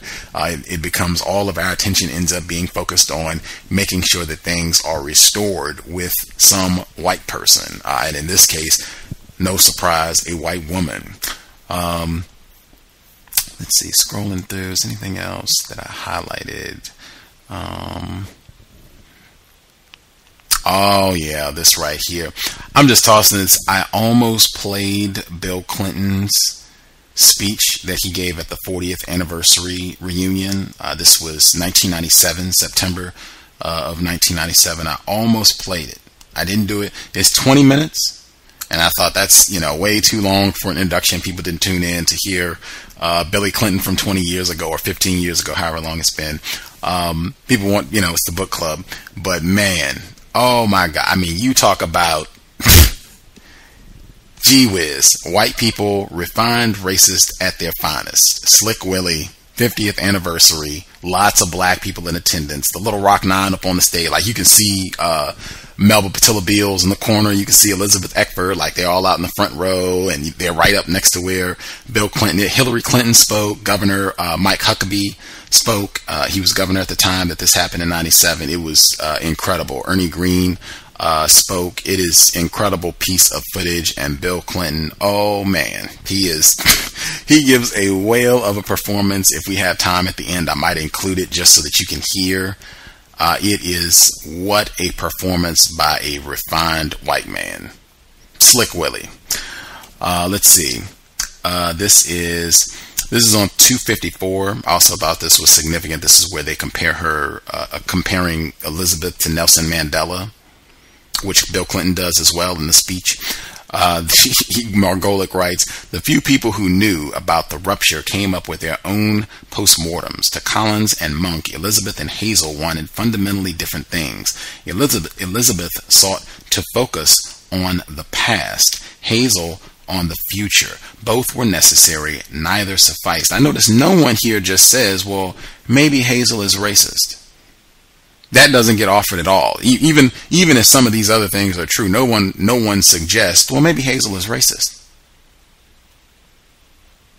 Continuing. To Annie Abrams, Elizabeth's sin was that she was not Nelson Mandela. Mandela's uncanny ability to move on had been nurtured by decades of leadership and activism. Experiences Elizabeth had never had, and given her mental makeup never could have had. She had Mandela's intelligence, but neither his wisdom nor his magnanimity. As for Hazel, Abrams believed she had been thrown into a situation for which she was utterly unprepared. Exploited, look at that word, exploited by the people who turned her into a symbol, then dropped her as things got tough. All this was a pity. How many pairs of people have such extraordinary symbolic potential? This is the sort of thing that generally makes me retch when white people get into a lot of their rhetoric, talking about racism, and they like to use a lot of these silly terms, racial reconciliation and all. It makes me want to vomit and or like be physically violent with a white person. And I mean, it's just, just all the way through, like there's so much identifying of Hazel as a victim. Hazel has been exploited. Hazel has been dropped. Hazel has been taken advantage of. Oh my God, what happened to Hazel? Was she beaten? Was she chained? Did someone steal her child? I mean, I thought she was investing. She was on the ground floor investing in Walmart. Like, what is the issue? And I hear that all the time, especially with white women. I have said that before. They are exceptional at garnering attention, support from everybody, not just from other white people. Even from non-white people. I would say really the only people that tend to be more callous with other white women is other white women. They tend to be the only ones who are a little more standoffish about that. But man, I have seen that weeping white women.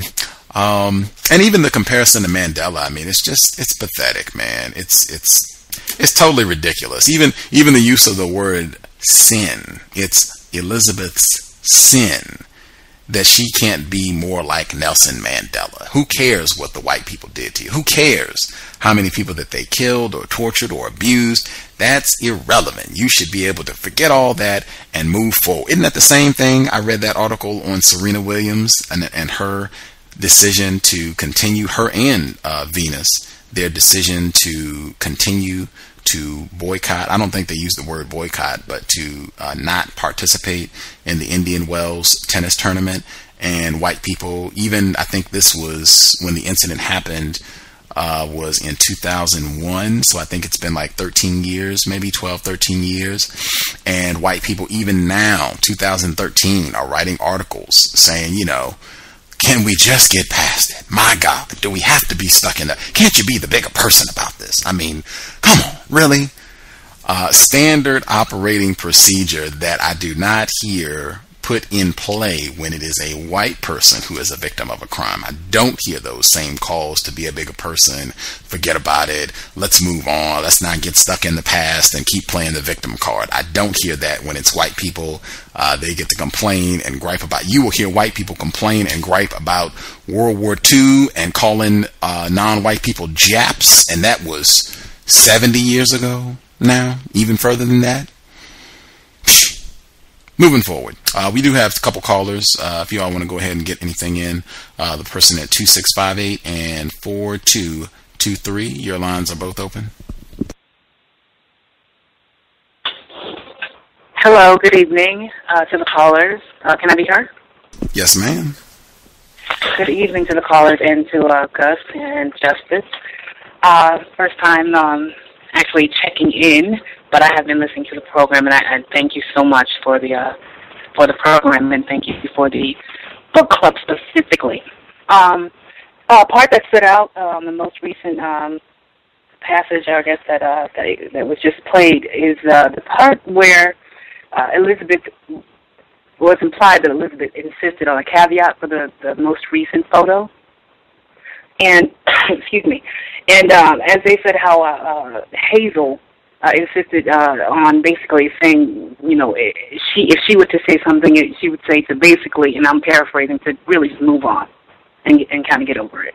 If I had to put something on the most recent, on this most recently published photo. And that's a part that kind of stood out to me, and I'm going to mute my line.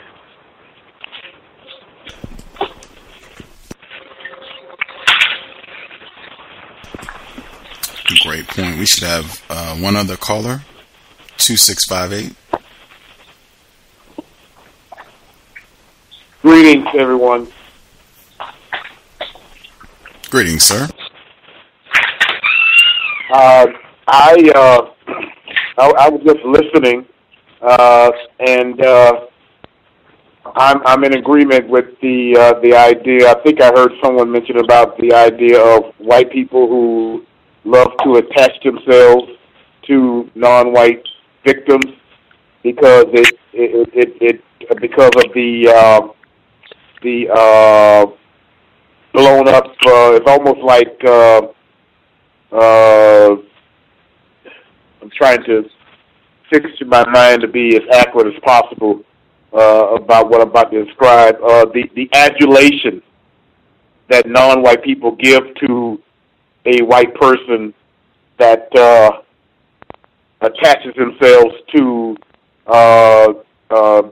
non-white people, that without Stockholm Syndrome, how we give them such blind adulation, I guess is the right word to say. You, especially when in our attempted organized efforts, I've experienced myself.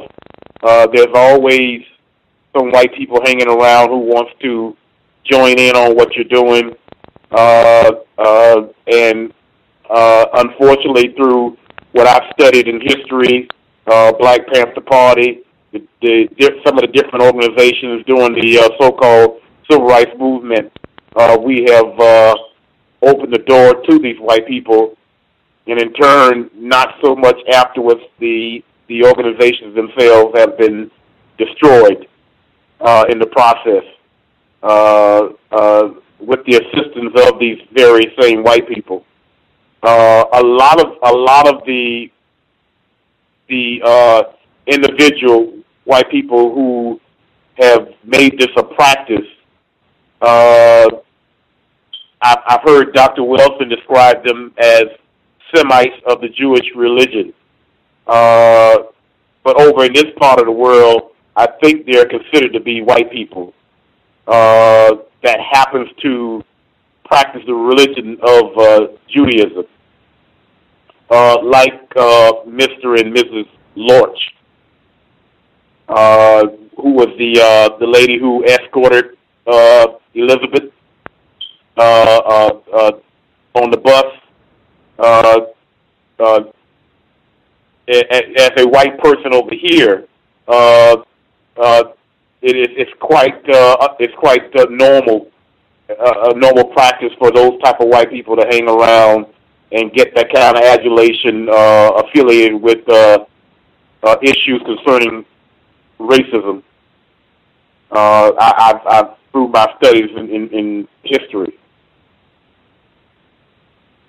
and that's just one of the observations I've been connecting while I'm listening to everybody. I did some research on Wikipedia and have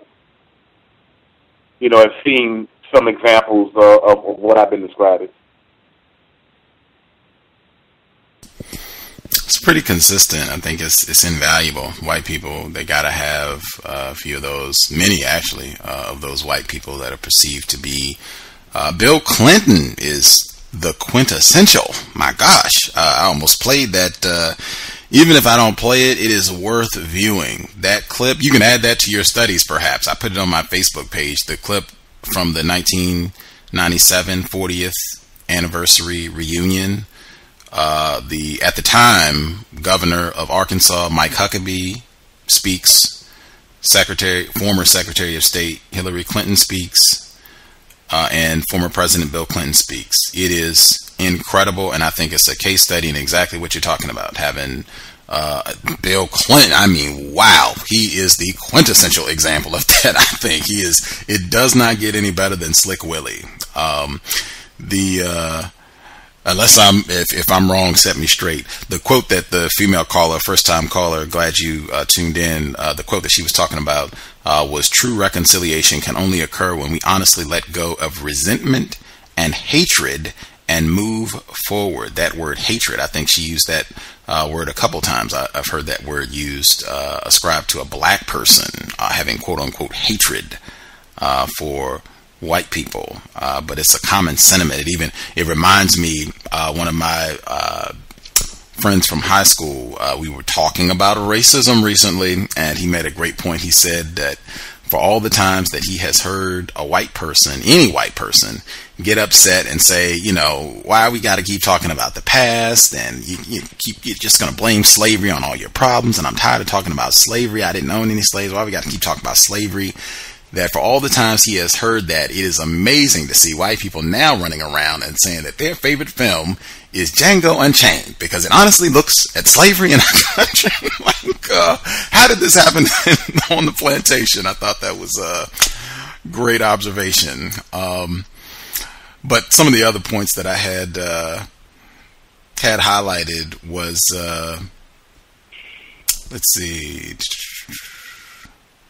Oh, that point about Hazel not knocking Oprah Winfrey, I thought that was great.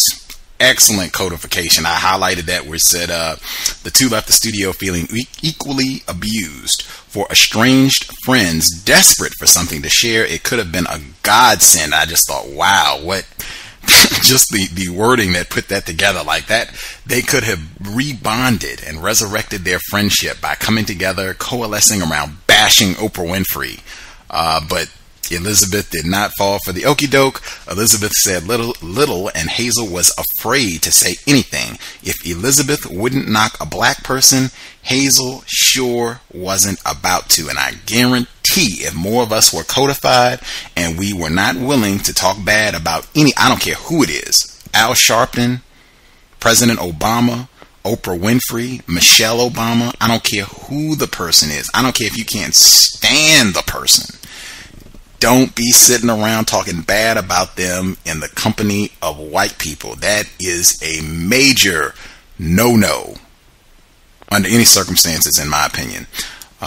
Quickly, let's see. 37, I thought had a lot of great stuff. I'm going to try and touch on this quick and then get to the second audio segment, and hopefully we will all pitch in after the second audio segment concludes. See, I already read that. Okay, 37. Did I miss anything from 37?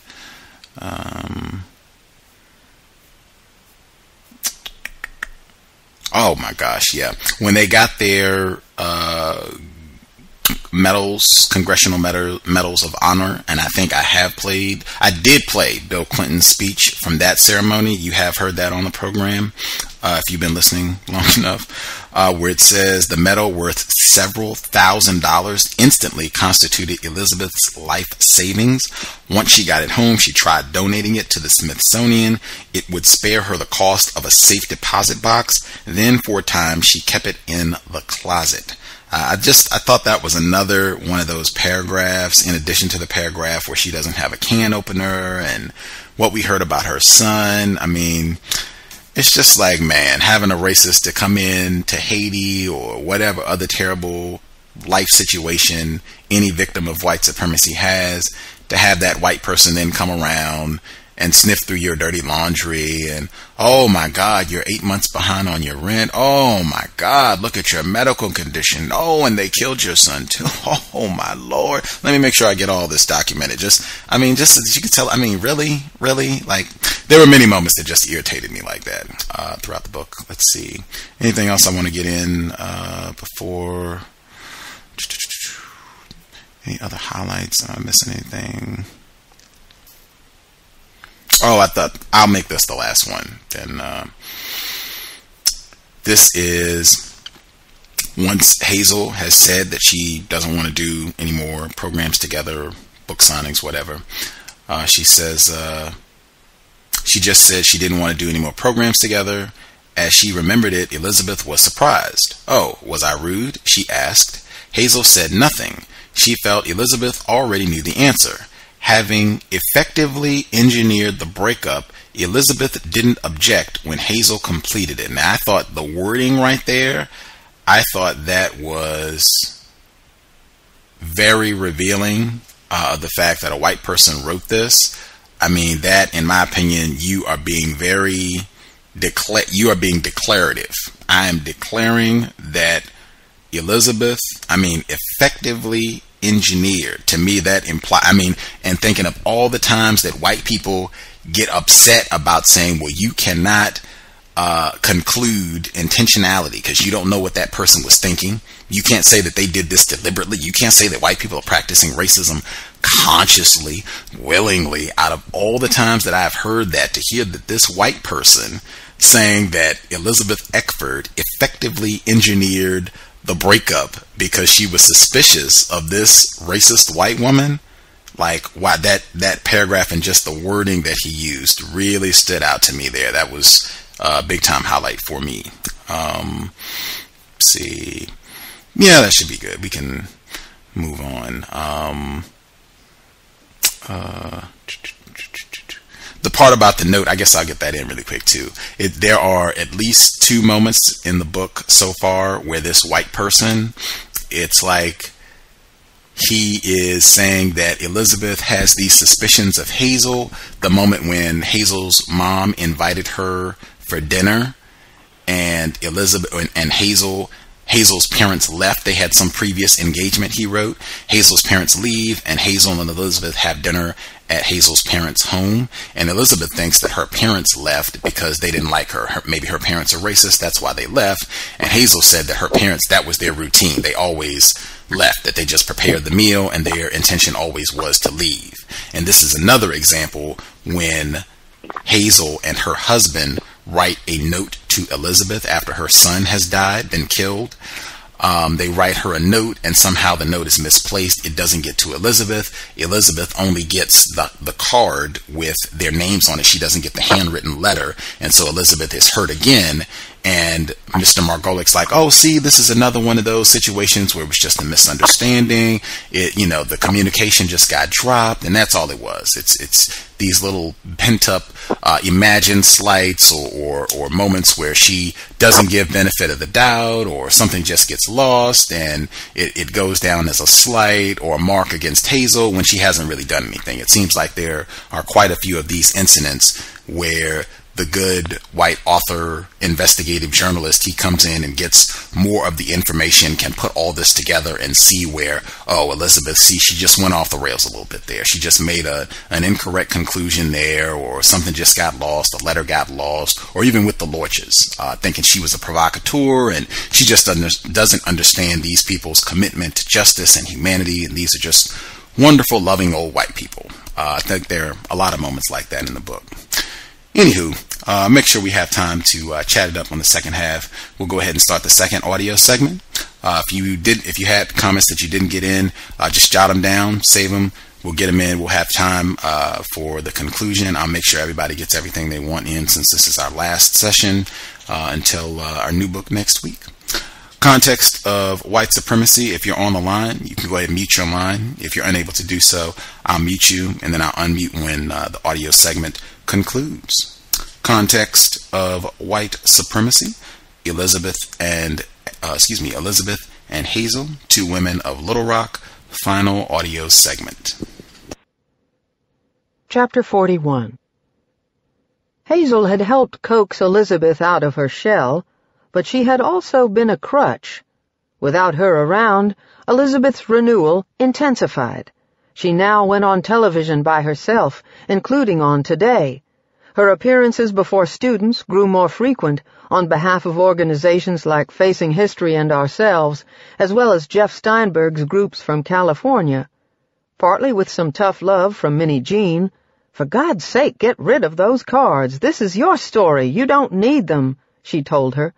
Her fear of public speaking slowly eased. Still, it was not easy for her, as I saw for myself in 2006 when she spoke to students at a restaurant near Little Rock. First, they lined up to be photographed with her and to have her sign their books. "Oh my gosh, I can't believe that's you," one girl gushed. "I'm sorry, I'm so emotional now, I'm about to cry." Elizabeth remained mostly stern, only occasionally yielding a semi-smile. Before the end of the line reached her, her increasingly fragile legs gave out, and she had to sit. Talking to the group, Elizabeth spoke very formally, enunciating every word. Only intermittently did she sound Southern. Like a train picking up stray seeds, she absorbed accents wherever she had been and from whomever she had met. Even from a Kenyan exchange student she once knew. Her remarks followed her usual pattern: some history of Little Rock, race relations there, her family, herself. She described Central, saying that her only protection there was fleet feet. She didn't graduate cum laude, but thank you lordy. Then came the admonitions. What mattered wasn't whether your teacher liked you. Study for yourselves. Even a shy person can develop steel. Even the most ordinary can do extraordinary things. Stand up for the most defenseless among you. Reach out to someone being harassed. You might help save a life. Then came the questions. A student who had seen Elizabeth before remarked on how much more social and open she'd become. In fact, with each question, Elizabeth grew more tense. People hemmed her in on all sides, and that always rattled her. Suddenly, she put down the microphone and quickly left the premises. "Get me out of here," she told the driver. A puzzled murmur filled the room, capturing that mixture of uneasiness and titillation schoolchildren feel whenever adults go off their scripts. "I do apologize, but she is having an episode," a group leader told the students. "You have to expect that. She relives the experience every time she talks about it." With me, too, Elizabeth sometimes balked. Once, a day after we'd had a long phone conversation, she left me a message. She had to discontinue such interviews, she said. They were creating some backwash in her life. But she persisted, and over time I too could see changes. I was with her the following year when she spoke to one of Steinberg's groups at Central. She had never felt especially welcome there, even under a black principal. Unlike Ernest Green, she'd never spoken at commencement. Steinberg reviewed the usual ground rules, then reminded his students that they were about to meet an icon. "Ladies and gentlemen," he shouted, "it is my pleasure to introduce to you Miss Elizabeth Eckford." And Elizabeth strolled onto the stage on which she had delivered Portia's courtroom speech so many years earlier. As she approached the bare black plastic chair, the students in the auditorium, black and white, quietly rose, raised their arms, and without making a sound, started waving their hands wildly. It was sign language for a standing ovation. Chapter 42. Elizabeth had grown claustrophobic during the crowded reception, and taking a break, looked out the windows of the Rainbow Room. It was after dark, and in all directions from Rockefeller Center, there were spectacular panoramas of glistening Manhattan. She pointed toward a nondescript generic apartment tower, somewhere around 56th or 57th Streets, just south of Central Park. Was that the Chrysler Building? She asked. In April 2007, 5 months short of the 50th anniversary of the events in Little Rock, the 9 came to New York to be feted by the African American Experience Fund of the National Park Service. Elizabeth had heard it all before, and despite the featured attractions, the professional power broker Vernon Jordan was to be the latest to salute them. She became restless during the umpteenth round of speechifying. She was visibly relieved when the evening ended. She was getting up in only a few hours, at 4:30 the following morning, to catch the plane back to Little Rock. She wanted to put in a day's work at the courthouse. Besides, this was really just a dress rehearsal. The real celebration would take place that September. Elizabeth's wasn't the only case of commemoration fatigue. By this point, truth be told, many whites in Little Rock had had quite enough of the Little Rock 9. They wouldn't say it aloud, but they felt the black students had been honored and the white students trashed long enough. Whenever the topic came up, they would tune out. When stories appeared on television, they would reach for their remotes. As usual, Ralph Brody captured it best. There was the 5th anniversary, the 10th anniversary, the 15th anniversary, the 20th anniversary, the 25th anniversary, the 30th anniversary, the 35th anniversary, and the 40th anniversary. Now there's the 50th anniversary. It gets real old, he said. This time, at least, Brody wouldn't have Hazel to worry about. She was sitting this one out. The man who had put her on the poster, Skip Rutherford, feared that her absence would be glaring and much commented upon. Hazel wouldn't dare not show up, he predicted. That would only prove that the last time wasn't for real. In fact, to Hazel, that hardly mattered. She had learned her lesson. Folks would surely ask all over again what she was doing there, why she wanted the attention, what was in it for her. So when the reporters left messages, she didn't return their calls. When I tried contacting her through an intermediary, she said she was out of that loop and never going back. Naturally, she could never be entirely absent. The commemoration would include the dedication of a new enlarged visitor center, replacing the one at the gas station. What Brody called the negative picture of Elizabeth would, for all his complaints, be even bigger. Also, writers, like this one, remain interested in the white girl in the picture. I don't really know how to say this, but I wish you could get over your obsession with Hazel, he wrote me. Too much has already been made over that young woman. Ignoring her may really be all she deserves. On another occasion, he added, we are all a bit paranoid about that picture and Hazel. Elizabeth would gladly have stopped giving speeches long ago had she not needed the money. She also would have happily skipped the anniversary events could she have gotten away with it. Annie Abrams had wanted Walmart to mass-produce her original outfit for the commemoration, so that on September 4th, 2007, schoolgirls everywhere could wear replicas in admiration and solidarity. Elizabeth was dubious. Why, she asked, would anyone want to wear that thing? And nothing ever came of the idea. As for the original, someone finally ventured into Elizabeth's attic, where Elizabeth had always assumed it sat in mildewed tatters, and discovered that it wasn't there.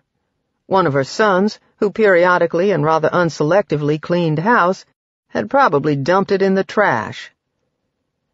50 years earlier, Grace Lorch had told the angry mob surrounding Elizabeth that in 6 months they'd all be ashamed of themselves.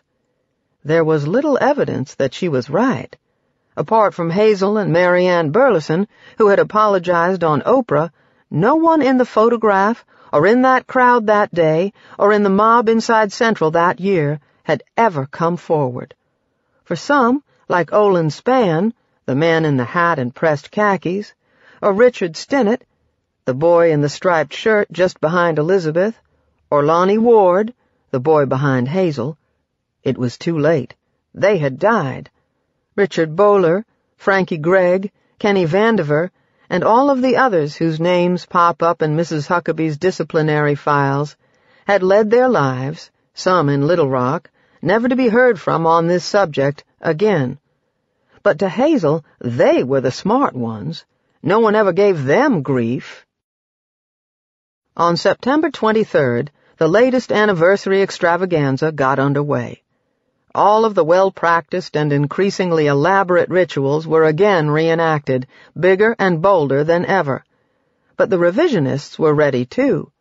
The Democrat Gazette reported that the consensus among a gathering of Central graduates from 50 years earlier was that only a handful of students had misbehaved and that the 9 had generally been embraced.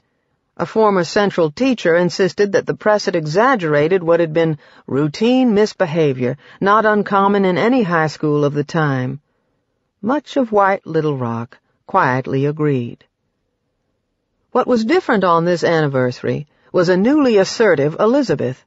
She, too, had read these claims, and at a press conference the next day she called them very, very annoying. A handful of students did stand apart, she agreed, the handful who had treated the black students like human beings.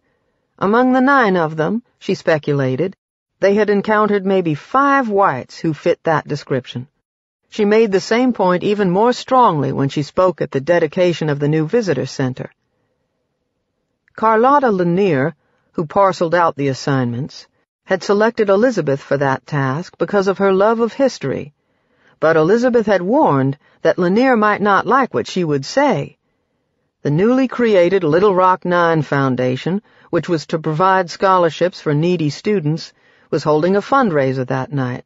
With hopes high for donations from the white community, this was no time to reopen old wounds. But the article, Elizabeth felt, had to be addressed. "I stand before you as a once shy, submissive child," she began. Then she departed from that role. "I was very dismayed when I read in yesterday's paper that the student body welcomed us. I didn't feel it," she said. Scattered, nervous laughter rippled through the crowd. "Or that there was only a handful of students that harassed us. Each of us was followed from class to class by an organized group who assaulted us daily, and harassment is a very, very mild term. I'll tell you what it was to me. It was to be scalded in the shower. It was to be body-slammed against the wall lockers every day. And my only protection was my binder that I held close to my chest." By this point, her eyes were red. She spoke of the pins she had placed around the binder. "Very soon after that, a girl reported to the vice principal that I had scratched her," she said. Meek, mild Elizabeth scratch someone? No. Didn't happen. The next day, 4,000 people gathered in front of Central for the main event. Several of the 9 reached their seats either in wheelchairs or by clinging to the railing, a reminder that, as Elizabeth put it, some of them would soon start slipping over the hill. For the first and last time, at an anniversary commemoration, each of them spoke. The tone was generally upbeat. When her turn came, Elizabeth talked about forgiveness and the burden it lifts from the forgiver. But one had to ask, she said, whether an apology was real. "I know the difference between an apology and someone who is just trying to make themselves feel good," she said. "If you can't name what you did, it's not an apology." As the crowd dispersed, Peggy Harris of the Associated Press spotted Elizabeth walking away, on the same sidewalk she had trod 50 years earlier, once again alone. Elizabeth looked straight ahead, resolute and self-contained, just as she had the first time around. You could see how far Elizabeth had come, Harris thought, but also the 15-year-old girl she'd been. Harris weighed approaching her, but quickly thought better of it. The festivities were widely reported. One listener told National Public Radio that after hearing a segment about Elizabeth's walk, he had pulled over his car to weep. A second listener asked whether the white girl in the famous picture had ever been identified or expressed any remorse. Yes, he was told, her name was Hazel Bryan Massery, and yes, some years afterward she had apologized, and yes, her apology had been gracefully accepted. 2 weeks later, in another public radio interview, Elizabeth complained about Hazel's amnesia and suggested, mistakenly, that she had remained close to segregationist students inside Central even after she had left. Talking to others, Elizabeth was harsher still. Hazel was in this for herself. Hazel craved money and fame, and when she didn't find them, she wanted out. Hazel really had nothing to say or teach. Hazel was jealous of her. Hazel was physically repulsed, maybe even allergic to her. Hazel wanted her to be instantly, magically cured, just so she would no longer feel guilty. Hazel was a liar, a show-off, an exhibitionist. Hazel thought she was famous, when in fact only the picture was. Elizabeth's feelings grew more extreme because they festered. With even the slightest resistance, she would back off. For someone raised prejudiced, I pointed out, going to a spa together, undressing and bathing together, massaging each other's feet, was surely significant. She hadn't thought of that, Elizabeth said. Hazel really had come a long ways. My goodness. Perhaps she didn't entirely believe what she was saying, or even want to. She admitted missing Hazel, especially at certain times of the year, like during the annual flower shows. Were she to see her again, she said, she would embrace her, not to rekindle their relationship necessarily, but because that was how she would feel. She wished she could tell Hazel how much she had helped her, but she wouldn't, or couldn't, or shouldn't. After a lifetime of deference, she had grown uppity. When she talked about Hazel, Elizabeth's head would droop and her eyes would begin to water, but she would not let herself accept Hazel.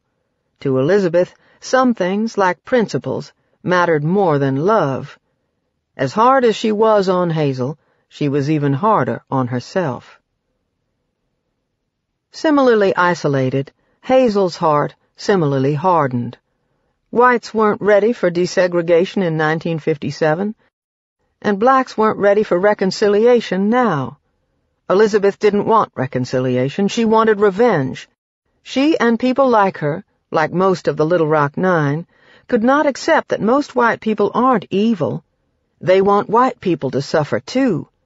Maybe Elizabeth wasn't that vulnerable. Maybe some of it was for show. And maybe she hadn't even soured on her. Maybe she had been hostile from the very beginning, agreeing to the second picture only because disagreeing would have been disagreeable. Elizabeth might still be stuck in 1957, but there was no way that she, Hazel, would sit around forever in sackcloth and ashes. But some of her anger, too, was clearly for show. She still thought of Elizabeth on her birthday every October, and on New Year's days she thought of Erin. The more she read up on her history, the more she understood why black skepticism and bitterness were so deep. If she were black, she would feel the same way. These things would take years or decades to abate. She had just tried to speed things up a bit. She never did throw away the poster. When she talked about Elizabeth, her eyes teared up as well. Never would she reach out again as she had. But would they ever see each other again? Well, the story wouldn't really end until one of them died. The poster continued to hang in the office of Central's principal, Nancy Rousseau, though more as an ideal to be sought than a reflection of reality. It was all heartbreaking to her. I just had hoped that I could show this picture and say, this happened, and that happened, and now, and there is no now, she said. And that makes me sad. It makes me sad for them. It makes me sad for the future students at our school, and for the history books, because I'd like a happy ending, and we don't have that. Chapter 43. Little Rock had early balloting during the presidential election of 2008, and Elizabeth voted as soon as she could on the morning of the day the polls opened. She never thought she'd live to vote for a black presidential candidate, though the pessimist in her believed that Barack Obama couldn't possibly win. Hazel vacillated between the candidates, but eventually voted for John McCain. She found herself a reason. Obama would give away too much money to too many unworthy people, but really, it was bitterness and a broken heart. Obama seemed like a fair and intelligent man, plenty presidential, but they hadn't treated her fairly. They hadn't given her a chance, so why should she give one to them? She felt silly about it afterward, especially when, on Inauguration Day, her mother confessed something to her. She had voted for a black man herself. Before the swearing-in, Elizabeth gave a number of interviews, usually to foreign reporters she could count on never to bother her again. Then, all at once, it dawned on various people that when the nation's first African-American president took office, Elizabeth Eckford should be nearby. The rest of the Little Rock Nine would be sitting with the Tuskegee Airmen. When Elizabeth told the Washington Post that she couldn't afford the trip, offers poured in to help foot the bill. She turned them down. Traveling had grown too strenuous for her, and she still feared crowds. Her confreres knew better than to push her, so she watched it all in her house on a small, snowy television that seemed nearly as old as the house itself. She continued to put a cheerier face on the place. She had never hung mementos. She hadn't wanted to turn it into a shrine to herself. But now a few of them began appearing on the walls. Her home was now replenished with Eckfords.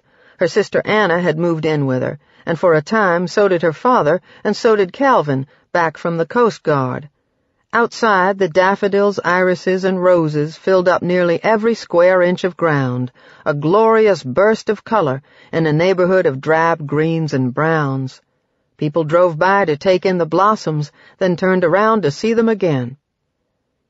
67 years old on January 20th, 2009, Elizabeth still had mortality on her mind. She was slowing down. She had diabetes and tired easily. Someone who had become immortalized while walking could no longer walk far. She had always spoken bluntly and sardonically about death.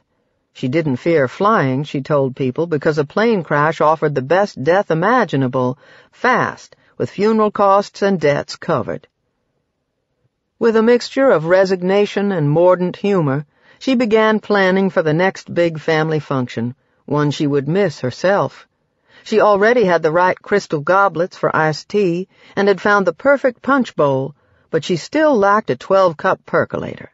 She warned colleagues in Judge Humphrey's chambers that the pickings would be slim, so no one should show up just for the food. Elizabeth had once said that when it came time to quit work, they'd have to carry her out feet first. Then she set a date that sounded very far off, June 30th, 2009. But by that spring, she realized she couldn't wait that long. One morning in May, her co-workers arrived to find messages on their answering machines. It was Elizabeth, announcing she was through. It was effective immediately. They couldn't even throw her a party. From now on, Elizabeth would get by on her Social Security, plus a tiny pension from her job, plus fees from her speeches. But she knew how to be poor. She had been that way before. The photograph, known to the archivists at Indiana University, to which Counts bequeathed his negatives as the Scream image, still appears all over the world. There is a rush for it around various Little Rock anniversaries, as well as during every Black History Month. It remains a staple of history textbooks. But as Elizabeth's burdens lifted, so too did the weight of the photograph itself.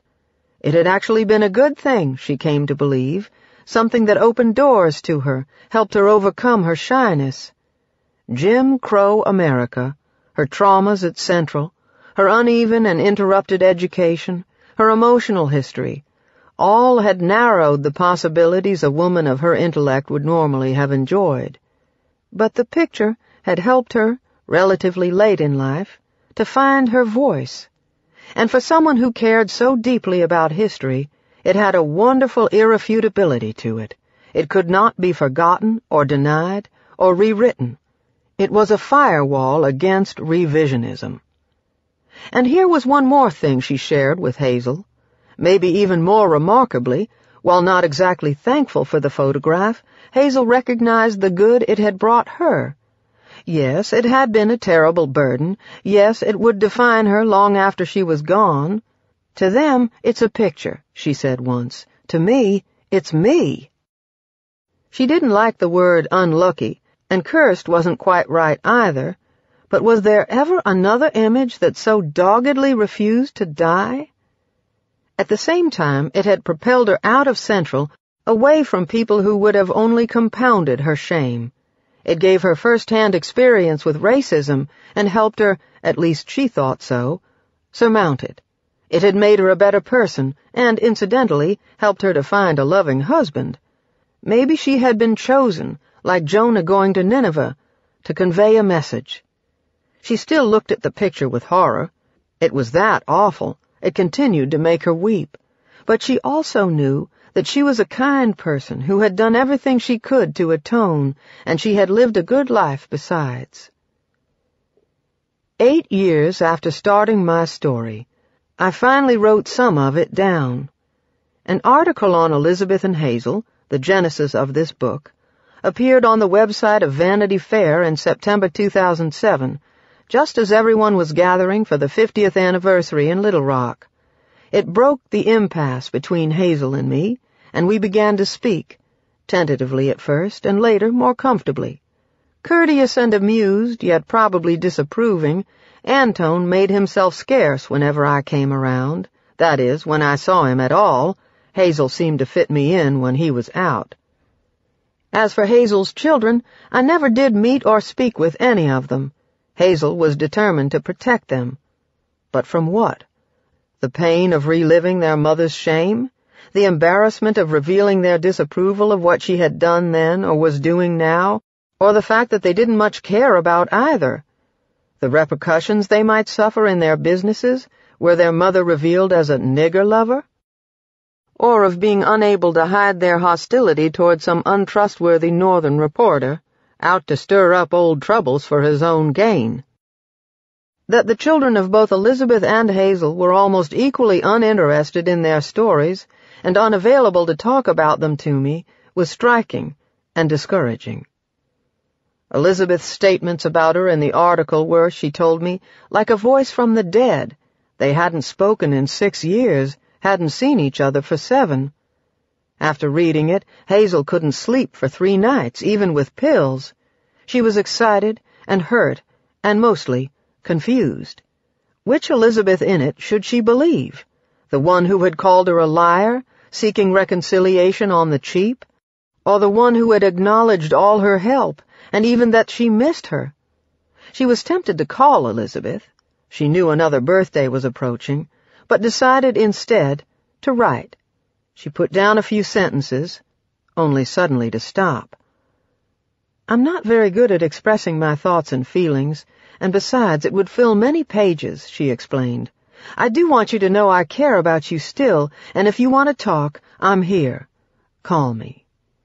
She then added one more thing, something I'd neglected to mention in my article. She recounted that the day after Aaron was killed, she and Antone had come by to see her, and that they had left a note for her. Instead of mailing the letter, though, Hazel stuck it in a drawer. After all, what good would it do? If she didn't send it, then at least, like so many other letters she hadn't sent off, it couldn't go unanswered. Reviewing Hazel's comments with Elizabeth, however, I did mention that condolence call. Elizabeth said nothing, and I moved on. Elizabeth, though, did not. A few weeks later, she told me how surprised and pleased she had been to learn what Hazel had done. At some point, she said, maybe she would write Hazel to say so. But she never did. I would have loved it if, during the long gestation of this book, Elizabeth and Hazel had again reunited.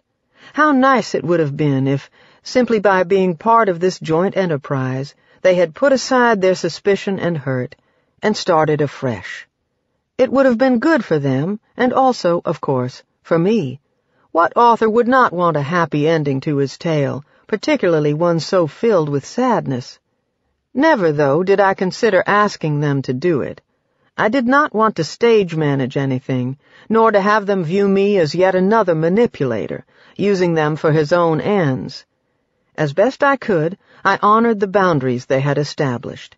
Going between their homes, or speaking with them on the phone, I only rarely mentioned one to the other. Planting a rosebush in Elizabeth's front yard, I did not mention that I used Hazel's shovel. Should the two women ever see each other again, I figured, it should be on their own terms, and in their own good time. But as the book neared completion, a photographer friend who had offered to take individual portraits of the two asked, inevitably, if he could also photograph them together. I changed the subject. He persisted. I resisted. He pressed. It was really a matter of recording history, he said. And eventually I agreed at least to ask. Perhaps, I rationalized, I'd be doing them a favor, supplying the nudge they both needed, and maybe even wanted. I knew the need for delicacy. I would call them well in advance, before we got to Little Rock, so that they would feel no undue pressure. I would stress that they owed me no favors. It would be done quietly, I would assure them, with no fanfare. No one would know anything until this book appeared. We would choreograph everything, comings and goings, who was present when and for how long, in whatever way they wished. They would still fashion their own ending, happy or otherwise. Because I thought Elizabeth both more unpredictable and more likely to take offense, I called Hazel first. Just as I had done when I first met the two, and notwithstanding everything I had ostensibly learned since, I misread things completely. Hazel answered unhesitatingly. She wasn't interested. Her tone I recognized. I'd heard it early on when she refused to meet with me, and I knew there was nothing more to discuss. Even asking her to mull things over was pointless. She was perfectly gracious. We simply moved on to other topics. What she should wear, how to do it all while Antone was out of the house. My call to Elizabeth, then, was easy. I need only tell her what had happened and, just for the record, ask her how she felt. She seemed a bit surprised by Hazel's attitude. She then said, equally unhesitatingly, that she would have sat with her, even though they'd have little to say. Perhaps, she speculated, Hazel had still not forgiven her for her comments about her father. To Elizabeth, the issue seemed less personal, more abstract.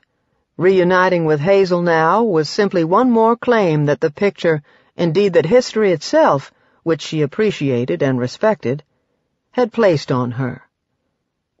I reproached myself. Had I asked Elizabeth first, might Hazel have reacted differently? Might she relent now, once she was told? Perhaps there was still some hope. The question hovered over us that chilly Sunday morning in March when we drove out to her house. Knowing Hazel's punctuality, we arrived precisely at noon, just as the cookies she had baked for us were coming out of the oven. She had dressed casually, but was impeccably made up, as if for a special occasion. Her silver hair shimmered. I don't think I'd ever seen her wearing lipstick before.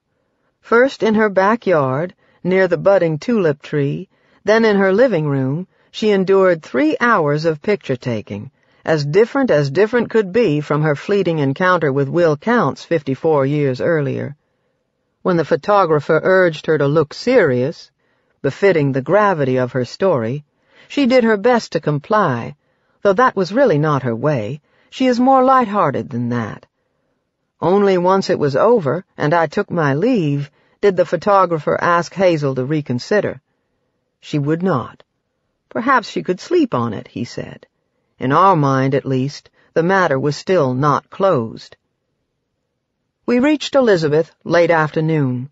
The sun was perilously low, but cast a warm glow as she sat down on the brick wall in front of her house, the house that had witnessed so many chapters of her story. Behind her, the first flowers of spring, yellow and purple pansies, blossomed brilliantly. As the photographer worked, Elizabeth held her head high. We did not call Hazel, and never heard from her. At this point, only Photoshop could bring them together. Just as Elizabeth and Hazel represented racial reality in 1957, it could be argued, they still do in 2011. Yes, the worst excesses are past, the chasm somewhat narrower, but new barriers had replaced the old. While black suspicions remain, now whites feel, in addition to their residual prejudices, maligned, belittled, aggrieved. If two people of such obvious intelligence, goodwill, and empathy, who even liked each other for that brief moment in time, can't bridge the racial gap, then who can? But consider their catastrophic start, and how far they had come, and still could, even as each nears 70. Perhaps somewhere down that road, when no one else is looking, they will find a way to meet again. Elizabeth is ready, and to be precise about it, Hazel never did say no. She only said, not now. This concludes Elizabeth and Hazel.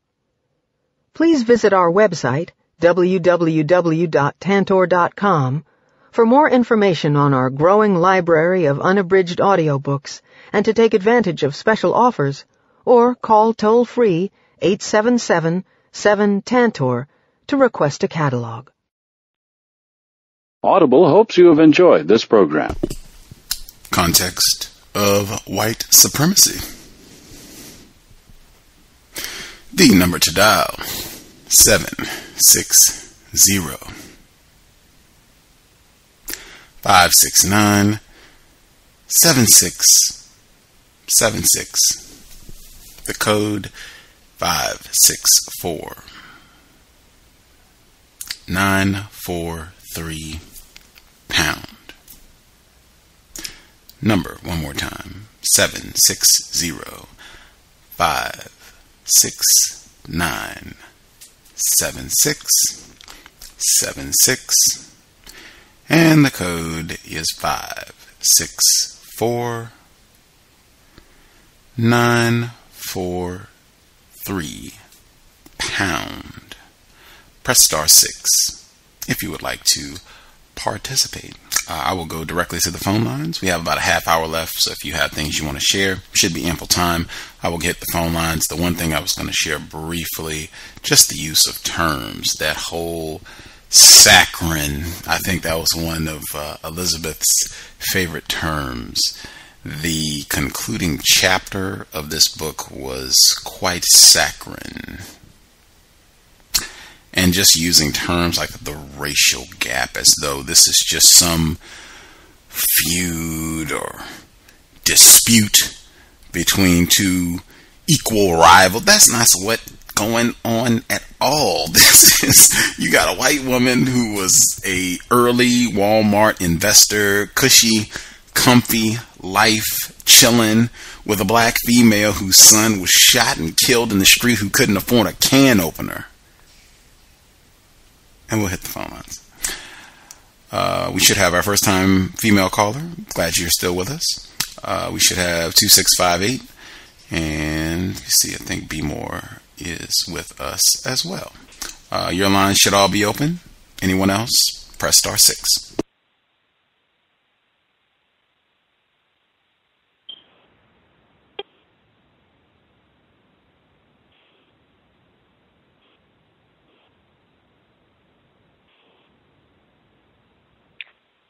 Good evening. Can I be heard? Yes, ma'am. Okay. I particularly noted the, and I'm going to quote, how they're saying that Hazel was stating that she was trying to point out some of the, maybe the good things out of the experience, you know, what she got from the experience. And the quote was, I received first-hand experience with racism. That stood out to me. So wondering if anyone else had any thoughts on that. I'll mute my line. Ashe, that stood out as well. Yeah, that trend. I think we talked about that in the first section of dialogue on today's program about how that continual suggestion that black people are racist too. Black people made racist comments about white people to Elizabeth.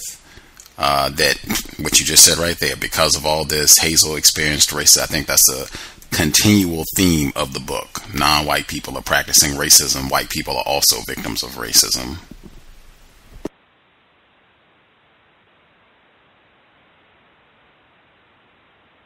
Yeah, that was a bit, for lack of a better term, just really funny. Quite funny. When they were talking about some of the terrorist teenagers who had since died, and they weren't around to give their account of what happened, it said, this is on page 270, it says, to Hazel, they were the smart ones. No one ever gave them grief.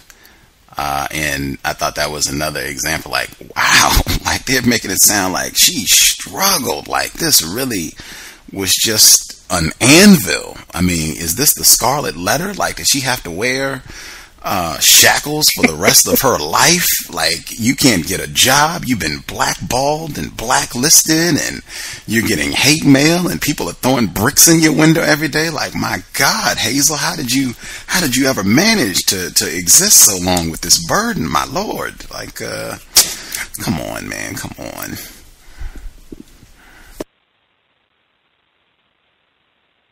That theme of, I guess, trying to identify with the white person. Feel sorry for them. Yeah.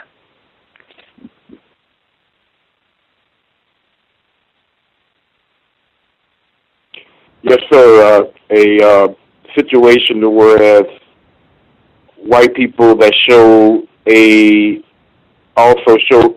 little bit of honesty.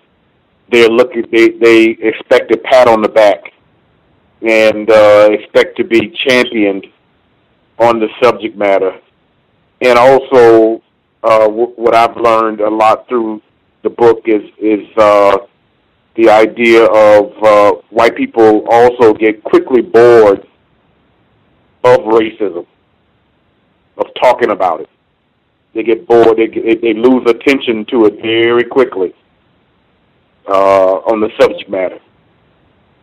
Especially if they don't feel they can get any mileage out of it. It was obvious from the inception that this white woman targeted Elizabeth, Miss Eckford, and even pursued the relationship. Miss Eckford never pursued the relationship. The relationship was pursued by the white woman, and she had to have an agenda. You don't pursue something unless you have an agenda. And as soon as either her agenda was achieved or she saw that she could no longer profit from it, just like racist white supremacists would do, they cut the cord from it.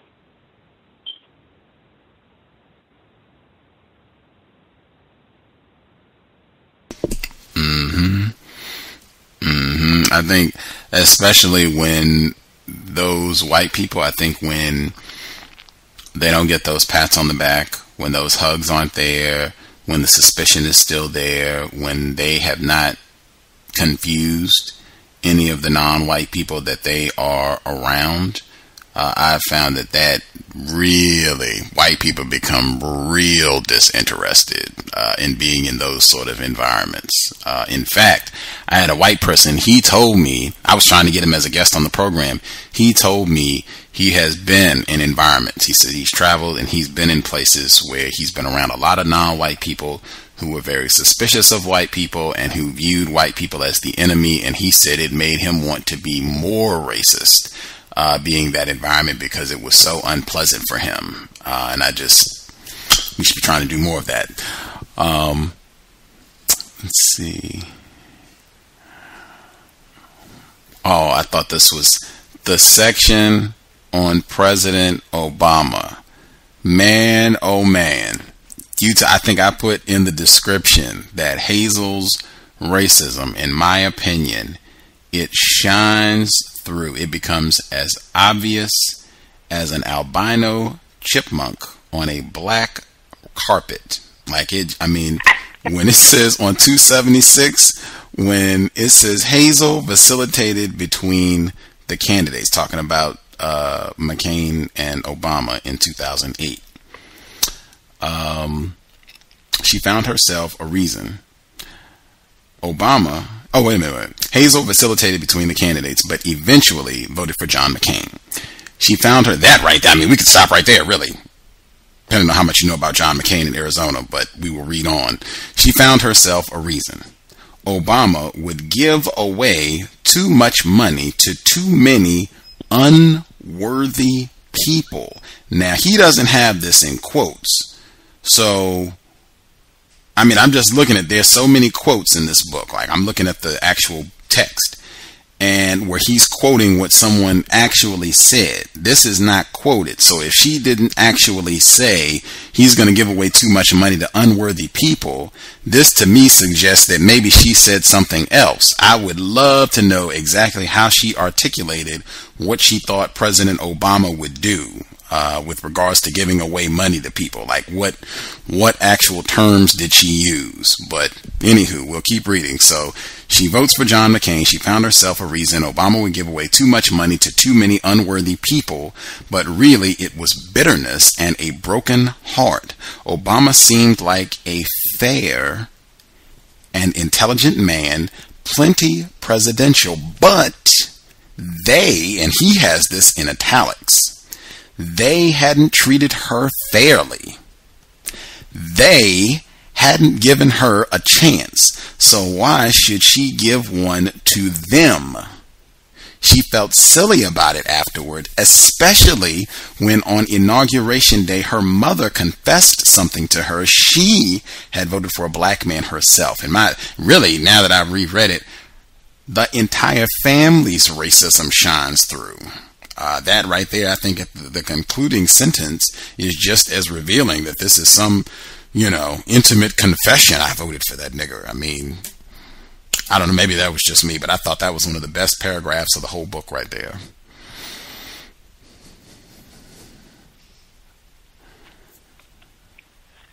Unfortunately, I don't have the book in front of me. I definitely want to tune in, though, tonight. But can you please tell me, is when the phrase uppity was used? Oh, I have that highlighted. Thank you for reminding me. I sure did. That word just came up. It's coming up on the compensatory call-in. I had highlighted it because I was like, this is such deja vu. I just listened to a black person talking about how he got in trouble on his job, and the white person said specifically that he was uppity. That was the exact term that was used. He got in trouble. He got a written reprimand on his job, and it was because he was labeled as uppity. And this was a serious issue that they were going to have to address. It's compensatory call-in. It's coming. It was, oh my God. It was, it reminded me a lot of Dow Tucker from, Oregon style racism, if you all. Okay, I got it. So this is on page 273 to 274, if you got it. And uppity was in quotes, so the term uppity was used by someone specifically. So it reads, Elizabeth admitted missing Hazel, especially at certain times of the year, like during the annual flower shows where she... Wait a minute. Oh, sorry. Like during the annual flower shows. Were she to see Elizabeth again, were Hazel to see Elizabeth again, she said she would embrace her, not to rekindle their relationship necessarily, but because that was how she would feel.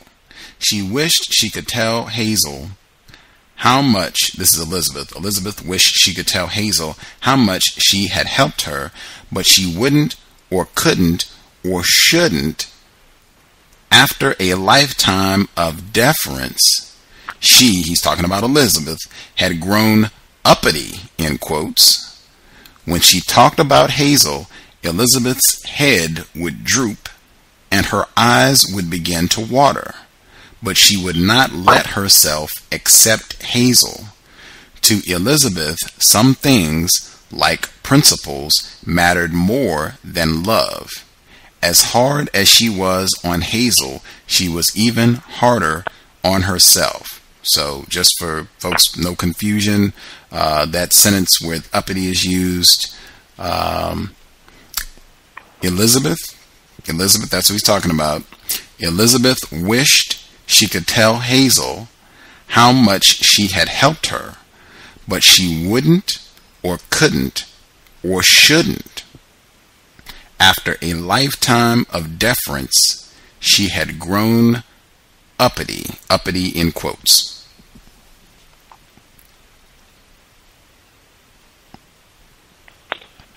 Well, so it's supposed to be implied that Elizabeth stated that she had maybe grown uppity. Okay. The word is in the word guide also. Uppity is in the word guide? Yes, sir. Oh, let's hear that. Uppity. Avoid using this word. When others use it, ask for a detailed explanation that you can easily understand. Reason. The word uppity is sometimes used by white supremacists, racists, to describe the actions of non-white persons who directly or indirectly try not to be subject to the will of white supremacists, racist men, and racist women. Aha. Yes. Another thing that I noticed about the book, that probably the white person who wrote it couldn't help but describe enough for me, Miss Eckford, because racism and white supremacy is war, and in turn, all of us become warriors. As of right now, unsuccessful as it is, but nevertheless, participants in this war. From the standpoint that her being humble, she doesn't. I think you mentioned something about she doesn't hang up any of these awards, and she's not. She's very reluctant in showing up to these different events. Of getting her back slapped and whatnot, and saying, "Oh, she's a hero," and all that kind of stuff. And here we are. We're in the middle of a global war. In the middle of a global war, and so it makes sense to me, that she's not in that situation of being accepted and being glorified or something like that. I think there are some non-white people who are confused and accept that type of stuff, but it doesn't give me that notion with Miss Eckford at all. In other words, from what I've seen constantly through the readings, if you didn't know who she was, she wouldn't necessarily she wouldn't necessarily let you know that she was this person and what she went through and still going through, as far as that's concerned, and so it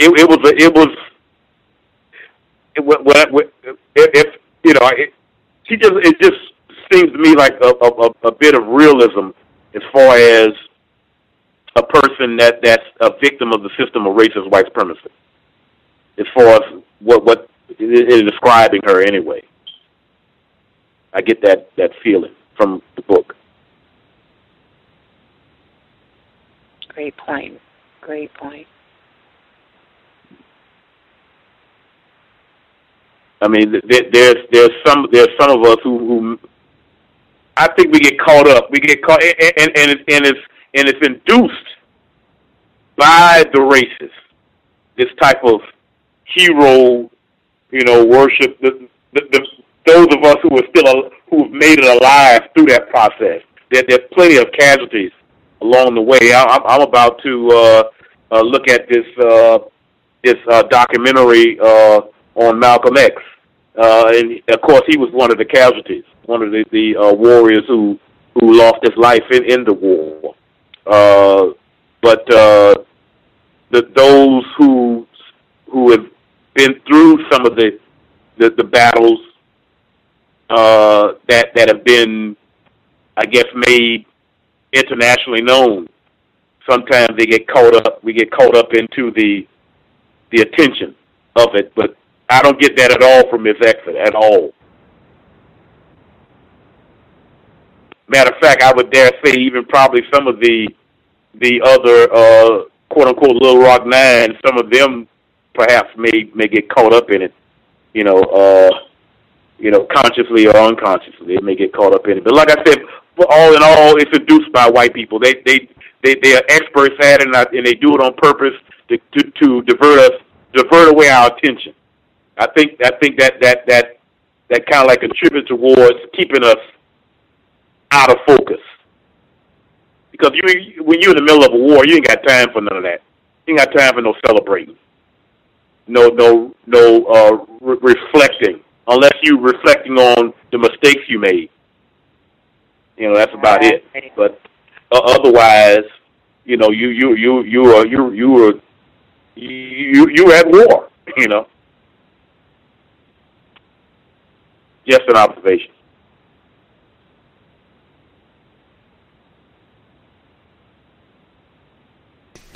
Mm-hmm.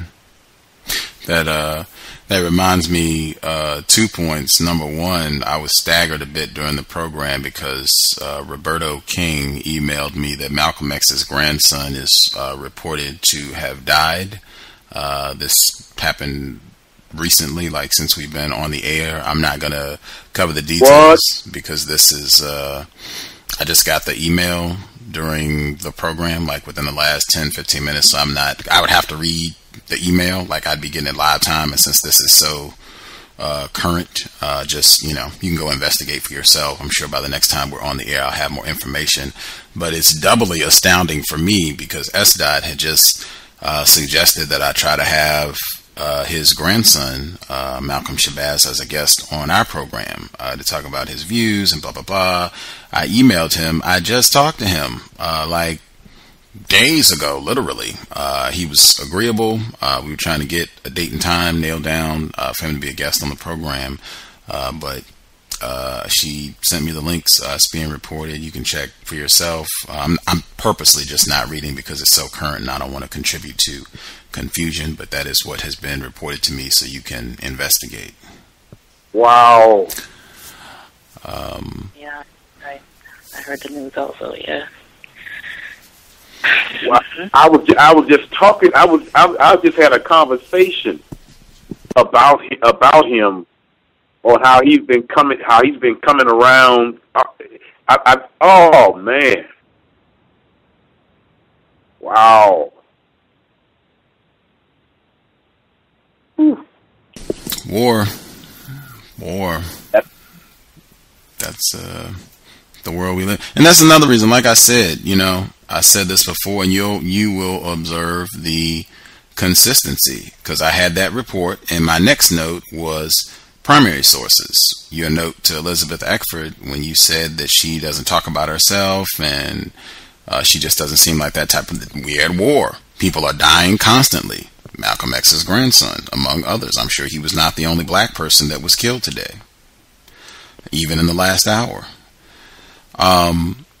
But to that point about we are at war, my next note, primary sources. Elizabeth Eckford, she was in the audience for Mr. Margolick. He did a presentation. It's online. I can link it. She stands up. They recognize her. They, give her applause, blah, blah, blah. And she says, it's like she's thanking people for wanting to access history, wanting to know more, wanting to get this information about what they experienced, right? All well and good. But she says, the way she phrases it, it's as though she's suggesting that Mr. Margolick and his work is a primary source, right? Like that, because that's the term she used. She says, for getting primary sources like this. This is not a primary source. This is a secondary source. This is where just a white person decides, I want to write about a topic. You go and you read all the other books and interview people. You go get primary sources like Elizabeth Eckford. You do interviews with her, or you go get Daisy Bates' book, or you get Melba Pattillo Beal's book, which he says, is fictitious. She's made things up in it. But you get, that is a primary source. Elizabeth Eckford, as he points out in the video, is a primary source, but her commentary suggested that she was, labeling this white person as a primary source. And that's exactly what happens. So frequently, these white people become the ambassadors, the Timothy Wises and all that, Bill Clinton. These white people, they end up being the folks who are articulating and telling us they become the experts on all things related to victims of racism, black people. We should really be making an effort to counter that as much as possible. I would love to have Mr. Margolick on the program just to ask questions. And that term uppity, did she say that? Where did that, just to get more details and that sort of thing. How did you conclude that Elizabeth Eckford effectively engineered this? I mean, that's real strong language. How did you come to that conclusion? Definitively. I would love to get him on the program if anybody wants to work on that. Anything else? Any of y'all want to get in? No, I'm very pleased with the program tonight.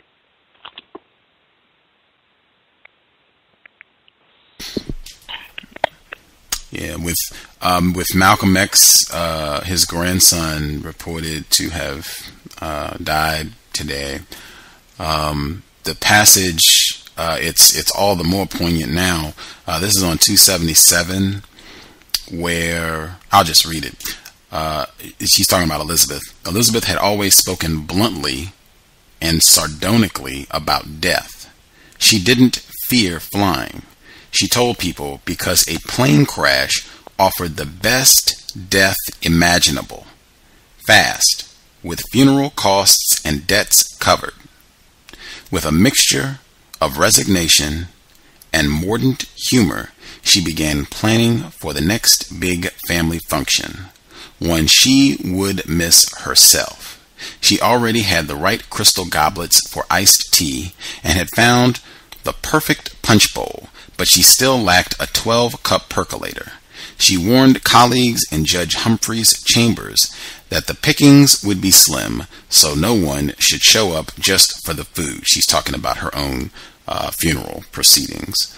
I think just because I've heard this sort of humor from black people before, I'm not sure about white people. Maybe they do, maybe they don't, but I've heard this sort of humor from black people before, and I think this might be a byproduct of all the trauma that she's experienced. The audio clip that we started with today, the BBC interview with Hazel and Elizabeth, when the announcer, it was a stunning moment. The announcer asks her, how long did it take her to get over all that she experienced at Central High? And she said about 40 years. And you could hear the announcer was like, what? And he said 40 years? And he's trying to, to wrap his mind around, like, what? How did it 40 years? Like, what? And I mean, just that when you have experienced, when you go through being a victim of white supremacy and some of the, what happened to her son and all this other stuff and the foolishness with Hazel and these white people, sometimes they're coming in and acting like your friend, and then the next day they're killing your family member and putting dynamite around you and all the other stuff. It really does a job. This is someone who is suffering from post-traumatic stress syndrome. It does not surprise me at all that she, I think, attempted suicide earlier. They talked about that in the book, where she wandered off from campus and she hoped that someone would kidnap her and kill her. that was earlier in the book. It does not surprise me at all that you would develop this sort of fixation around death, fascination around death, joking about death. Does not surprise me at all. Just another, I mean, it's sad, really. That's racism, white supremacy. Let's see. A couple more things I'll quickly point out before we wrap things up. This is on 278. They're talking about the photograph and how it's impacted Elizabeth and Hazel's lives long term. It says, Jim Crow America, her traumas at Central, her uneven and interrupted education, her emotional history, all had narrowed the possibilities a woman of her intellect would normally have enjoyed, talking about Elizabeth. But the picture had helped her, relatively late in life, to find her voice, and for someone who cared so deeply about history, it had a wonderful irrefutability to it. It could not be forgotten or denied or rewritten. It was a firewall against revisionism. It's saccharine. It's saccharine, and it's, in my view, this right here would be a passage I would pick out with him, because I think white people, they like to talk about racism and say that, oh, well, the black people, they have agency, right? Where they use these sort of phrases and say, well, oh, black people fought back. And they'll say it's not white supremacy because black people fought back. And it's not like it's just been this one-sided thing and blah, blah, blah. And you see all these examples of black people resisting and non-white people resisting and all this foolishness. In my view, this is how you end up having an inaccurate understanding of black people being victims of racism. Non-white people worldwide being victims of trauma. This is how you come to understand when you think of terrorism, you think of anyone but a black person. When you think of victim of terrorism, you do not think of Elizabeth Eckford. You think of the little white boy who died in Boston. We do not see each other as victims of racism, and I think it's because of paragraphs like this. I don't think it helps us to try to say, well, this, we can put a positive spin on it because she was able to go out and talk about what happened to her, and she even made some money doing it and made her a more confident person. Not that should be diminished, not even that it's not valid, but I think you get a very an inaccurate grasp of this is someone, even though functional with a job, and yes, she's doing speaking engagements, this is someone who is a functional victim of trauma, intense terrorism, as are all black people, all non-white people. Not getting that understanding has really impaired our ability to honestly deal with racism. Not seeing all of the, you could pick any example, even if you left out everything that happened from 57 to 58 with bombs, people throwing urine on you, bleach on you, having to get armed soldiers to protect you and still being harassed and thrown downstairs on a daily basis, in addition to the verbal insults and inaccurate grading and everything else that they had to deal with. Just what happened to her son would be enough to say, whoa, this person has suffered major life trauma, like years of therapy, years of counseling. We don't want to try and soft pedal this at all. This is someone, horrific things happen to this person, and I think white people do a lot of that when it comes to black people trying to play it's that same strong black woman thing that we hear so much. They're so strong, she overcame it, she survived it, she's in her 70s now, look at what all she did. Yeah, that's great, but I really don't want to hear language where we're talking about somebody who's been lashed and beaten, terrorized for decades, and saying, oh, well, they're still around. Yeah, they're mangled. Yeah, they're bruised. Yeah, they're missing half of their teeth. Their arm is broken. They can barely walk, but they're still here. That's really pitiful, and that's really not the way we should be looking at life at all, in my view. Last one, let's see. Oh, this is on the same page where he's talking about how this photo has impacted Hazel's life, where he says it had been a terrible burden. He's talking about this photograph had been a terrible burden for Hazel. I think we touched on that before, what did she experience? I don't remember him saying she lost any jobs. I don't remember him saying she lost any of her investment in Walmart. White people do a lot of that. They are also victims of racism. They are also somehow mistreated, abused. They've got their own list of grievances. Vanity Fair, also important that our author wrote a piece. This book started as an article for Vanity Fair in September 2007. Significant. Gus's favorite publication. Let's see. There were a couple footnotes that I did want to get in that I thought were significant, and then we should be all good. One footnote, this is for the concluding chapter. Early on in this project, years before Elizabeth raised the subject very gingerly herself, I had resolved that once my reporting was substantially done, I would compensate her for her cooperation. Once it was, I did. Hazel preempted this issue entirely, informing me at one point that she did not expect, nor did she want any payment. Neither Elizabeth nor Hazel ever asked to see this book before publication. Though, as a courtesy, I showed the final manuscript to each of them. Each suggested a few corrections.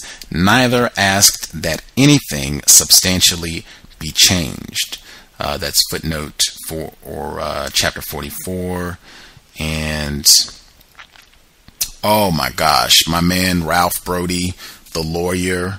He is one of my favorite characters, racist suspect, who was talking about how it wasn't that bad, and he's so sick of... He was another victim, another white victim. He's so sick of how all of the white students at Central from 57 to 58 have been labeled as racists and little teenage terrorists going around treating Eckford and the other 9 black children bad.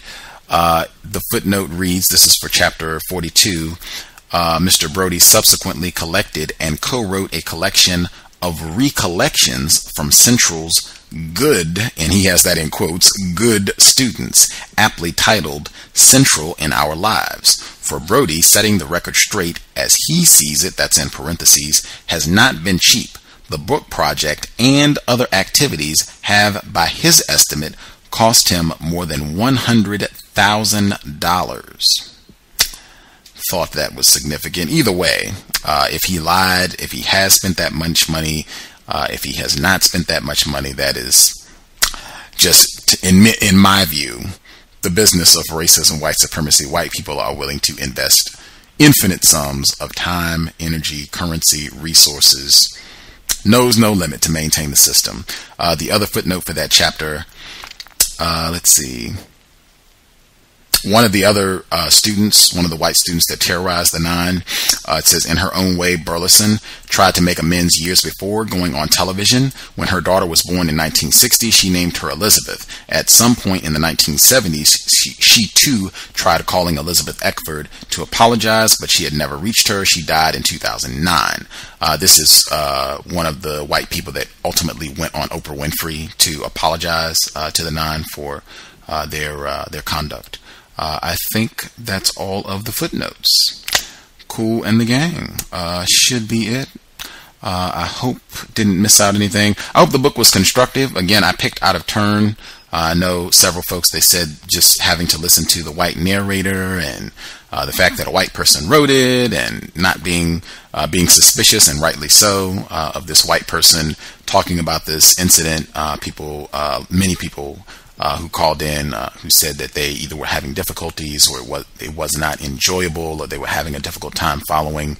I hope you did get some constructive information. If it was not constructive, my apologies. I hope you tuned out, found other things to do with your time and energy. Again, you all are picking the next books, so shoot me an email. Let me know what books you all would like to do down the road, and we will be starting anew next Friday. I will let folks know hopefully by Wednesday, after people have finished submitting and what have you. By Wednesday, we should have a final tally and we can make our selection and move forward. Hopefully that'll give people, I'll try and post it early Wednesday so people have enough time if you want to get the book, download it, library, whatever means. If you want to be following along, you can do so. Any of the folks on the line, anything you all wanted to get in before we wrap up related to the book, or I guess Malcolm X's grandson, anything you wanted to get in before we wrap up?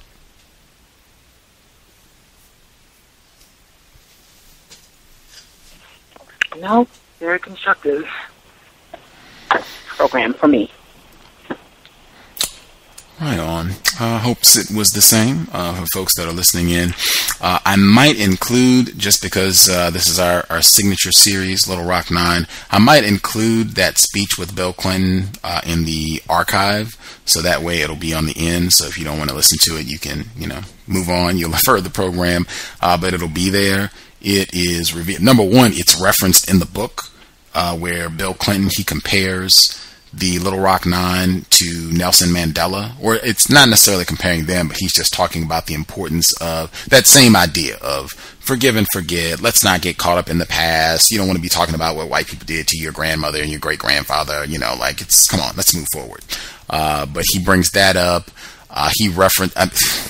It is an amazing speech. I mean, he really, if you want an illustration of white people being refined, being able to skillfully use words that confuse what racism is, how it works, and just phenomenal at getting non-white people to think that there are white people who are not racist, who are really concerned about non-white people, really interested in working towards eliminating racism, really effective at that. Bill Clinton, former president.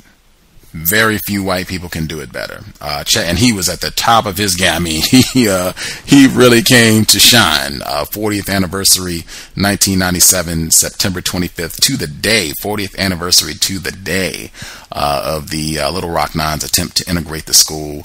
It's about a 20-minute speech. Really, you should go to C-SPAN and get the whole video, because then you can see Governor Mike Huckabee, even Governor Huckabee's comments, I thought, stood out, because he was really sticking it to the white church and talking about how they were so complicit and involved in not only did they fail to oppose racism, but they were actively fanning and fomenting racism from the pulpit. It was really surprising for me to hear, and he was governor at the time, to hear a white governor coming out and accusing the church, the white church, of practicing racism. But former Secretary of State Hillary Clinton, former President Bill Clinton, it is an awesome chunk of footage. I would definitely encourage folks to check it out. You'll see Elizabeth Eckford, you'll see Ernie Green, you'll see Carlotta Walls Lanier, Melba Patilla Beals. They're right front row, right up there with Billy Clinton. And if anyone, homework assignment, if you are interested, if you can find the 50th anniversary footage where Bill Clinton also spoke, I would love to see that, because apparently that moved some of the Little Rock 9 to tears. He was so silver-tongued that day that they were, it just really struck a chord with them, apparently, what he had to say. So if you can track down the 50th anniversary from 2007, I would love to see it if it's online. If not, no big deal. Thanks again. I hope it was constructive. I will, as a cherry on top, I will try to get the full speech from Frederick Douglass at the beginning of the book.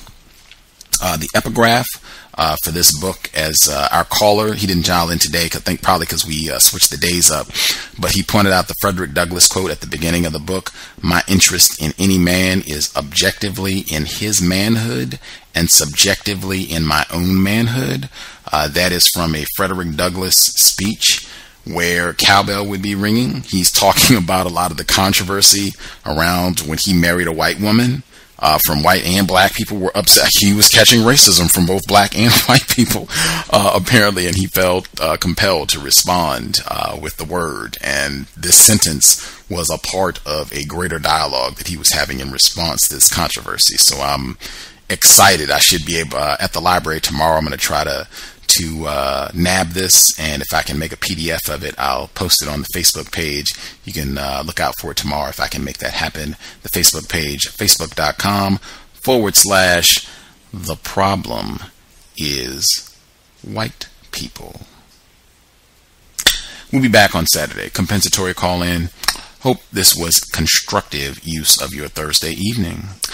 I will do our prayer to wrap things up. The blog, racism-notes.blogspot.com, racism-notes.blogspot.com. Invest if you think the program is constructive. We are listener supported, would not be on the air if it was not for you all. Make sure you are sharing links to the program. You can find us on iTunes, Stitcher.com, Stitcher.com. If you got smartphones, mobile devices, you can just download the Stitcher.com app for free, and then the cows is right there. You can do a site search on Stitcher for racism, and you'll see the cows. You'll see our logo right there. You can access the programs. You can even download them that way on iTunes as usual. Share the program. Creator, it has been time. If you can aid us, assist us of our ability to neutralize racist man, racist woman as soon as possible, and do everything in your power to aid us in never speaking bad about black people in the company of white people, never speaking bad about non-white people in the company of white people. Really push him. Context of White Supremacy signing out. We will be back this weekend. I'm a victim, brother. No problem. You're a victim. I'm a victim of 400 years of conditioning. Shut up. The man has programmed my conditioning. Even my conditioning has been conditioned.